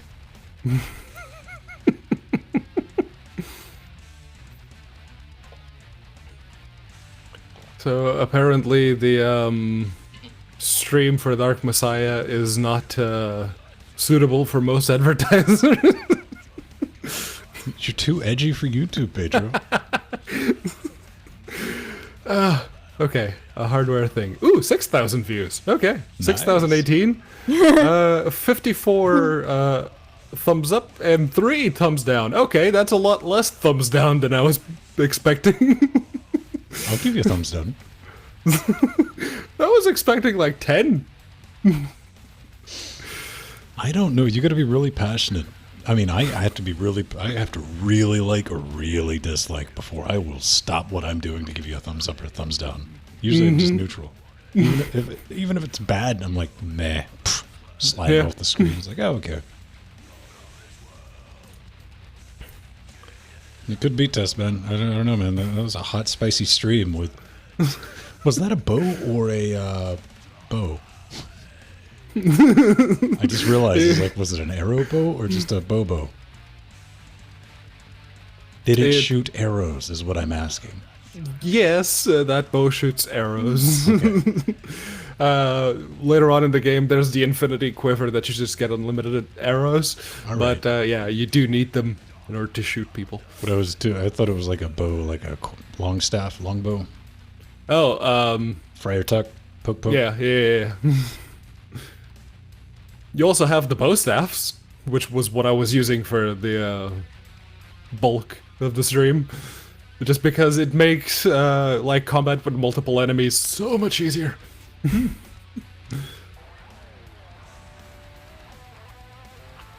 Those thumbs down are probably because it's not powered by a steam engine. Yeah. Yeah, no, a Steam Engine can totally push like 100 watts. You could easily drive an Xbox 360 with it. Come on, clickbait. Do it. Let's redo the thumbnail. Take that and get an electric kettle going next to it, and just like put some tubes going. I was like, yeah. And we'll put like a neon outline around it and a red arrow. Mm-hmm. And put in like OMG, you won't believe in the title. We'll have 1 million views by Friday. Really bold font. Yeah. Do it the YouTube way, guys. Hey, guys. It's Pedro here. You do a great job of narrating. That's debatable, Steve. But thank you. No, it's true. Red circle with arrow, man. Mm-hmm. Do people still do that? There's a subset of videos that still does that. I don't know. That is like my signal not to click on that video. Mm-hmm. There's the red circle, the arrow, and then it's pointing to some cleavage. It's like, okay, that's the kind of video. Nope. It's red circles, pastel colors in the background. I was like, nope, don't click on those. That really faded yellow, yeah. Mm-hmm. Yeah, highlighted. What are your do's and don'ts, Jill, for YouTube? For streaming? No, for viewing. What do you watch? Yeah. You've got to be. When we see certain thumbnails or anything like that, it's like, I'm not even going to click on that. Yeah. Well, I've 90% of my viewing are the Linux podcasts. So yeah, and actually, I watch a lot of. I like watching roller coaster videos, and there's a really loud noise just outside my room at the moment. I don't know what that is. Oh, it's the city working on trees. Okay. Wait, I'm just going to have to tap the brakes on the YouTube thing because what do you mean sorry. working on trees? No. Like No, changing the bark? Or? No, they're just trimming them, trimming the cityscape. Okay. Yeah. Trimming our cityscape. So, but yeah, I like lately I've been watching a lot of roller coaster and water slide YouTubers. Okay, so love those. When you're going through roller coaster or water slide, just perusing and you're searching in some thumbnails, what do you judge? What do you like and what you don't like? You're like, man, I'm not even gonna bother clicking on that one based on the thumbnail. We are visual creatures. Yeah, but honestly, I just go by the artist. You know, if it's someone I like, I click on it. I don't. All right, care now about I'm imagining that there's a roller coaster artist. Yeah. No, the content creator. Steve says pictures of spaceships. Is that all Steve Yeah, does? yeah, that's what Steve does. Yeah. No, with me, it's as long as it's got the Linux penguin on it, I'm pretty much there. or neat visuals of roller coasters and water slides.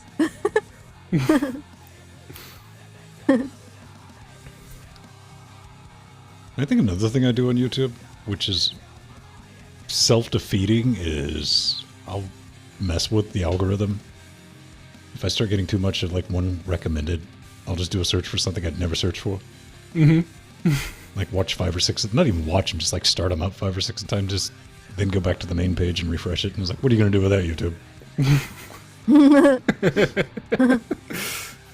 Yeah, I have literally over 200 subscribers that I'm subscribed to, subscriptions.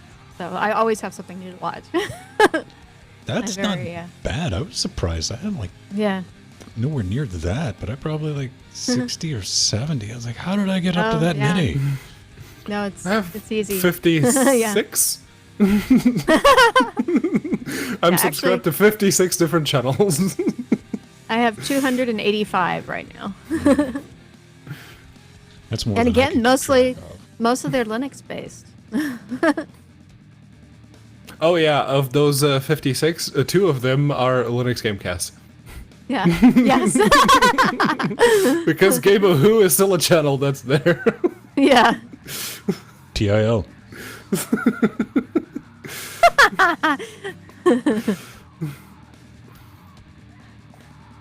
All right, we're probably going to run about 5 more minutes. I'm going to get a drink, Okay. and we're going to bounce out of here. Yes.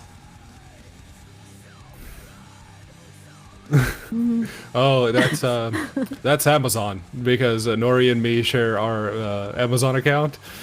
So even though it has my name on it, I get all the recommendation for women's clothing and women's underwear and jewelry and whatnot. It's like, Amazon, I've had this account for years. Come on. Only now are you giving me the recommendations relating to the purchases that are being made? Really?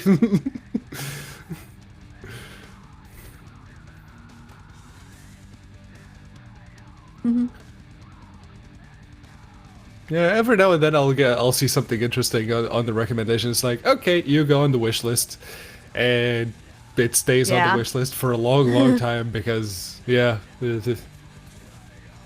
being poor for a long time taught me not to spend money like crazy. Yeah. Although I've started to realize that every now and then I do like to buy myself something a little bit more expensive. Just like I bought a new case for my desktop PC, supposedly coming in soonish. Oh, nice. Which one did you get, Pedro? The Corsair Carbide 270R. Those are nice. Yeah, the version without the window. Okay. Because it's going to be ultra quiet. Yes. Yes. I am trying to, because right now, as it stands, it's actually pretty quiet.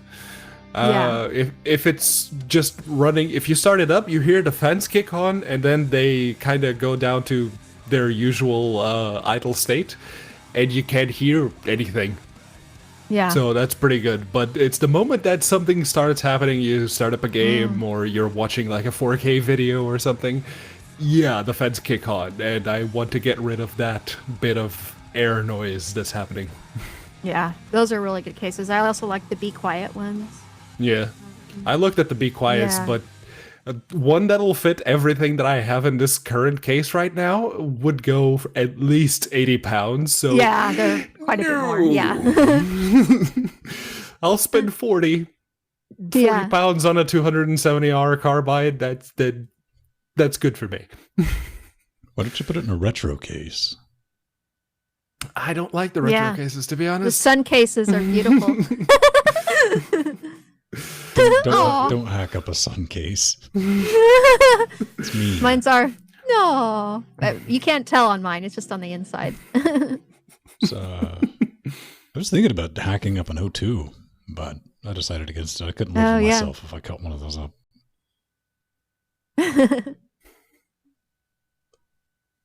Porto Gamer. Yeah. Porto Gamer.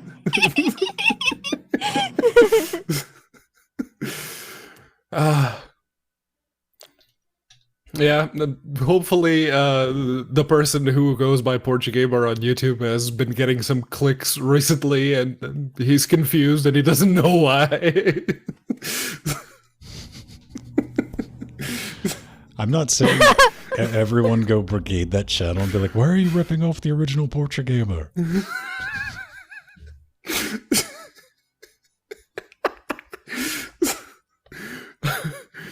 Don't do that. Absolutely not. That wouldn't be nice. I did throw this together since we were putting together. We got a new category. It's also in the YouTubes. Yes. So, like, anytime we play with hardware. Cool. It'll be in there. Easier to search for. It's a bunch of Pedro stuff. 2 really good laptops and one that could have been so much nicer. Hey man, we got families to feed. We're not a big company like Dell. No one said you were. Some people are adverse to criticism. Some people cannot handle it. Which it's all on them too, because the hardware is there. You could have made it awesome. I don't know, man. Yeah. But it wasn't. That is like one of the things with like constructive criticism. Like, hey man, it's like, not being mean or malice or anything like that. Be like, I see a problem, this is a problem, maybe a thing I want to look into. Some people just shut down immediately. Like, I was like, no one's attacking you. You don't have to fight back. I was just like, hey, share your thoughts on this. And it's like, then you have people that handle it exceptionally poorly. We're not naming names. We know them. No. I mean, to the point where it's entertaining to watch, and it shouldn't be because it's clear that that person has mental issues.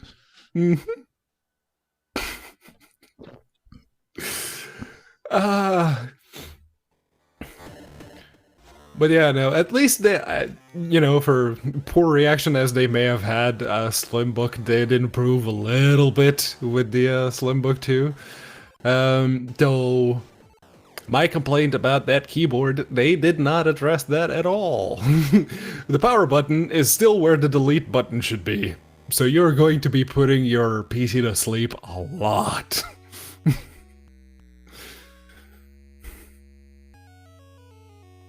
That's a very Mac thing to do, and I get that's what they're going for, but come on. That's not good design. I don't know. I mean, it's a laptop. I expect every single one to be different and stupid in its own special way, especially with power buttons. Yeah. Yeah. Like of the laptops that I reviewed, the Slimbook had it where the delete key should be on the top right of the keyboard. The Entroware Kratos had it in a sensible place, detached from the keyboard, in the top bezel, where it usually is. The Entroware, the Tuxedo Infinity Book had it on the side, which I actually didn't mind.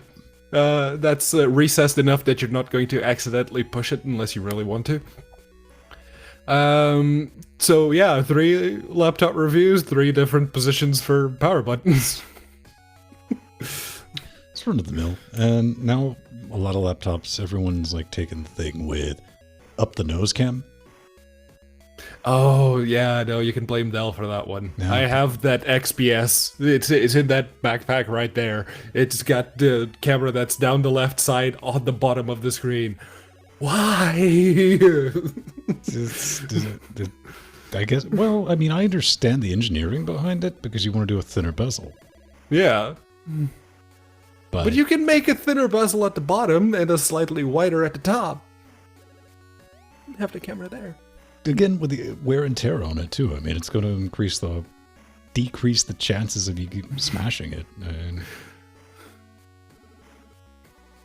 it is. I'm not saying I'm not agreeing with him. I always try to take the side of something I don't like. Like, why did they do it? I can see having 2 conflicting or opposing views in your head at the same time. It's possible, ladies and gentlemen. It's a very human thing, cognitive dissonance. Laptops with notches. There we go. Oh, don't give them ideas, man. Don't give them ideas.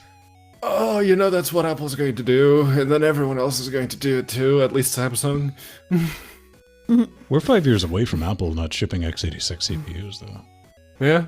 No, but they're still going to have a laptop form factor of some description, even if they call it an iPad Pro. Let me retract that. They're not going to be shipping laptops with x86 CPUs in 5 years. I'm positive they'll still poop out a Mac Pro. Yeah. I don't know. Their Mac Pros are they're there. They had that the ashtray one for a while. Ashtray one is what we're calling it. Yeah, it looked like either a garbage bin or an ashtray. Have you ever seen like black gaffer's tape in bulk? Because that's what it looked like to me. Yeah. There you go. That's the picture I was looking for. So how do you deal with that, Jill, when you got kids showing up, coming to learn the animation? They bring BYO PC? Oh, yeah, actually, a lot of them bring their own laptops just because we don't have enough computers. So one's got to imagine they're running. There's the pizza. The TARDIS. Nerd. So, what are they typically rocking and rolling with? Is it a lot of Mac OS, Windows? Mostly Windows, because most of the animation software proprietary in Windows. Mm-hmm. So, but we get, I get MacBooks too, but usually they're running Windows as well. All right. Mm-hmm. Do you have anybody that shows up? I mean, how's the curriculum set up? Is like you have to have Windows or Mac, no Linux, or? No, not at all. Well, not in my classroom. No, actually, a lot of my students will come in with they'll be dual booting with Ubuntu and whatnot. So, because I make sure let them know that's an option, and I have Linux installed on several of the machines in the classroom. The tech services people know nothing about Linux, and they're not the brightest bunch. So I take care of my own lab. So they refuse to use anything that's not Windows. So I was just saying you know better. yeah. No, it's just, again, we're bought and sold. All the community colleges in the U.S. are bought and sold by Microsoft. That's just part of the deal. And it's not that they'll say no to Linux. They just don't know how to do it. So you have to do it for them. I like that they're bought and sold, and anything you've ever seen anytime on any campus, no matter anything, period. Community college, not MacBooks, 100%. Yeah. If you go to any lecture hall, that is like, that scares me. I know. It's like, look at them. It always does. It's just apples all the way up. Well, especially because I'm in the art department. I mean, most of them are coming with Macs in the room. But most of the software are all PC, most of the software. That's what I was going to, I mean, even like on the art side, the people I know that deal with that stuff, they've already moved on. They've realized that Apple's abandoned them. Yeah, exactly. Yeah, exactly. Did not expect that to be that quick. No, but we all heard your ringtone and went, yeah, that figures. I mean, it's a dark blue flip phone that's retro, but it's got Android and everything, so it's modern. So I looked at it, it's like, oh, that's a TARDIS. Huh. I'm surprised that mobile didn't come with a fixie.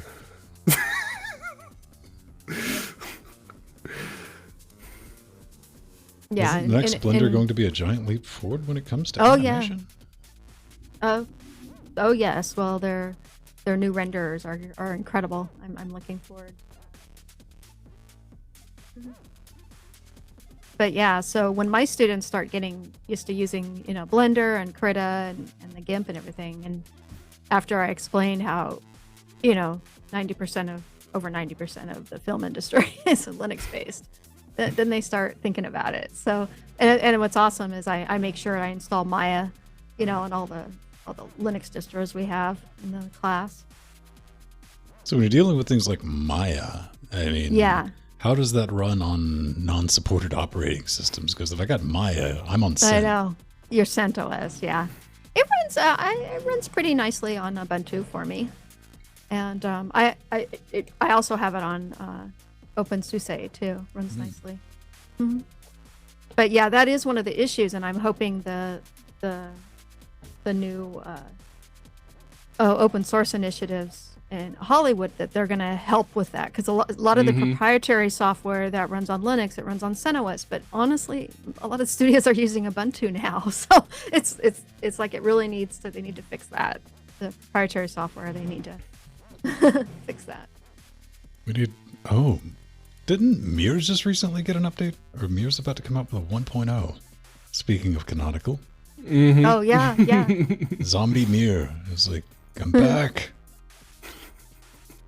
Yeah. Oh, so Ven, what we do in lieu of, I have all the different programs on, different distros from SUSE to Ubuntu to Debian to Arch, Mm-hmm. is we use a separate renderer. Like I use RenderMan, and I bring all the projects together from the other computers and render on RenderMan. Okay. So mostly in the industry, that's what they're doing. They're not using like Maya to render. They use another render. I'm familiar with RenderMan.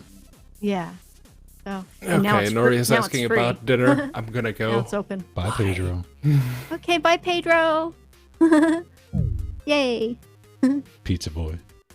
Yeah, so you know about that, and I've mentioned it too. So I have one system. I have RenderMan on, and that's what I use to farm out. the Is renders. Raspberry Pi. No. But what about a Beowulf cluster? What happened to Beowulf clusters? Oh, they're wonderful. They used to be a thing. Yeah. All right. Do we got anything else we want to cover? We're bounce out of here. What do you got going on this afternoon? Nothing much. I'm gonna rest. Gonna rest. Yeah. Tired. Yeah. I had a bad night. Oh man. We need to But, get Steve to bring you home some, like, I don't know, PCP or something. No. And I am still, actually, I'm still really tired from Monday, my class. It's like, oh, it's killing me having so many students. Ah, But, yeah. I love it. I love it. And I, you know, it's okay. This is unusual, though. Usually I only have about 30 students. So we got a lot more students this semester. It keeps you young and in shape, you know, like throwing Yeah, stuff it at does. them. Yeah. You know what? It's not. No, it's not that. It's just at the end of the day, I just can't think anymore, and I'm just like, I need to be away from people. You know, it's like for a while. It's like I gotta have that break. Oh, Jill, I go through that every time I visit the grocery. I know.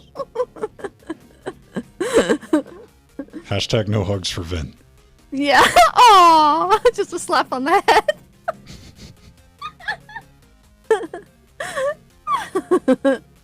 All right, beautiful people. What's out of here? Let's see. What is today's Wednesday? Tomorrow, we are hopefully going to revive our Portal series and finish it. We've been trying to get stuff Yay. wrapped up. If you don't Yay. know, for like the entirety, like over a year, we've almost been in full year.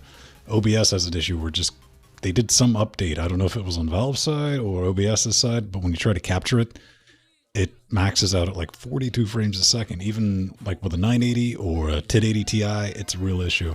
So we're going to use some of the technology that we have here, basically looping it through a video encoder, then back into a monitor, so we can finish that up. So if you want to watch me get angry, that'll definitely happen. Guaranteed tomorrow at some point. Usually I can make it till right at the end before I'm just like, Jordan, I'm glad you're nowhere near me right now, because I would pat you on the top of the head with a brick. Aw, yes. That's how we communicate. I will terrify. Do you do that with a terrier? Like a dog? Why would you dog me, man? Come on, bro. Oh no. Oh, thank you, Artherin. Yeah, all the hugs. I would hug you, Artherin, if I saw you in life, just like I do all my friends at scale. When Jordan comes out, I'm going to be hugging him. If you lose an arm, that's your problem. Yeah. I have no sympathy for you. Like, what happened to the arm? Hug. All right. It's been fun. It's been brilliant. I'm going to make Okay. sure. Bye-bye, everyone. Okay, bye-bye. We love you, chat realm.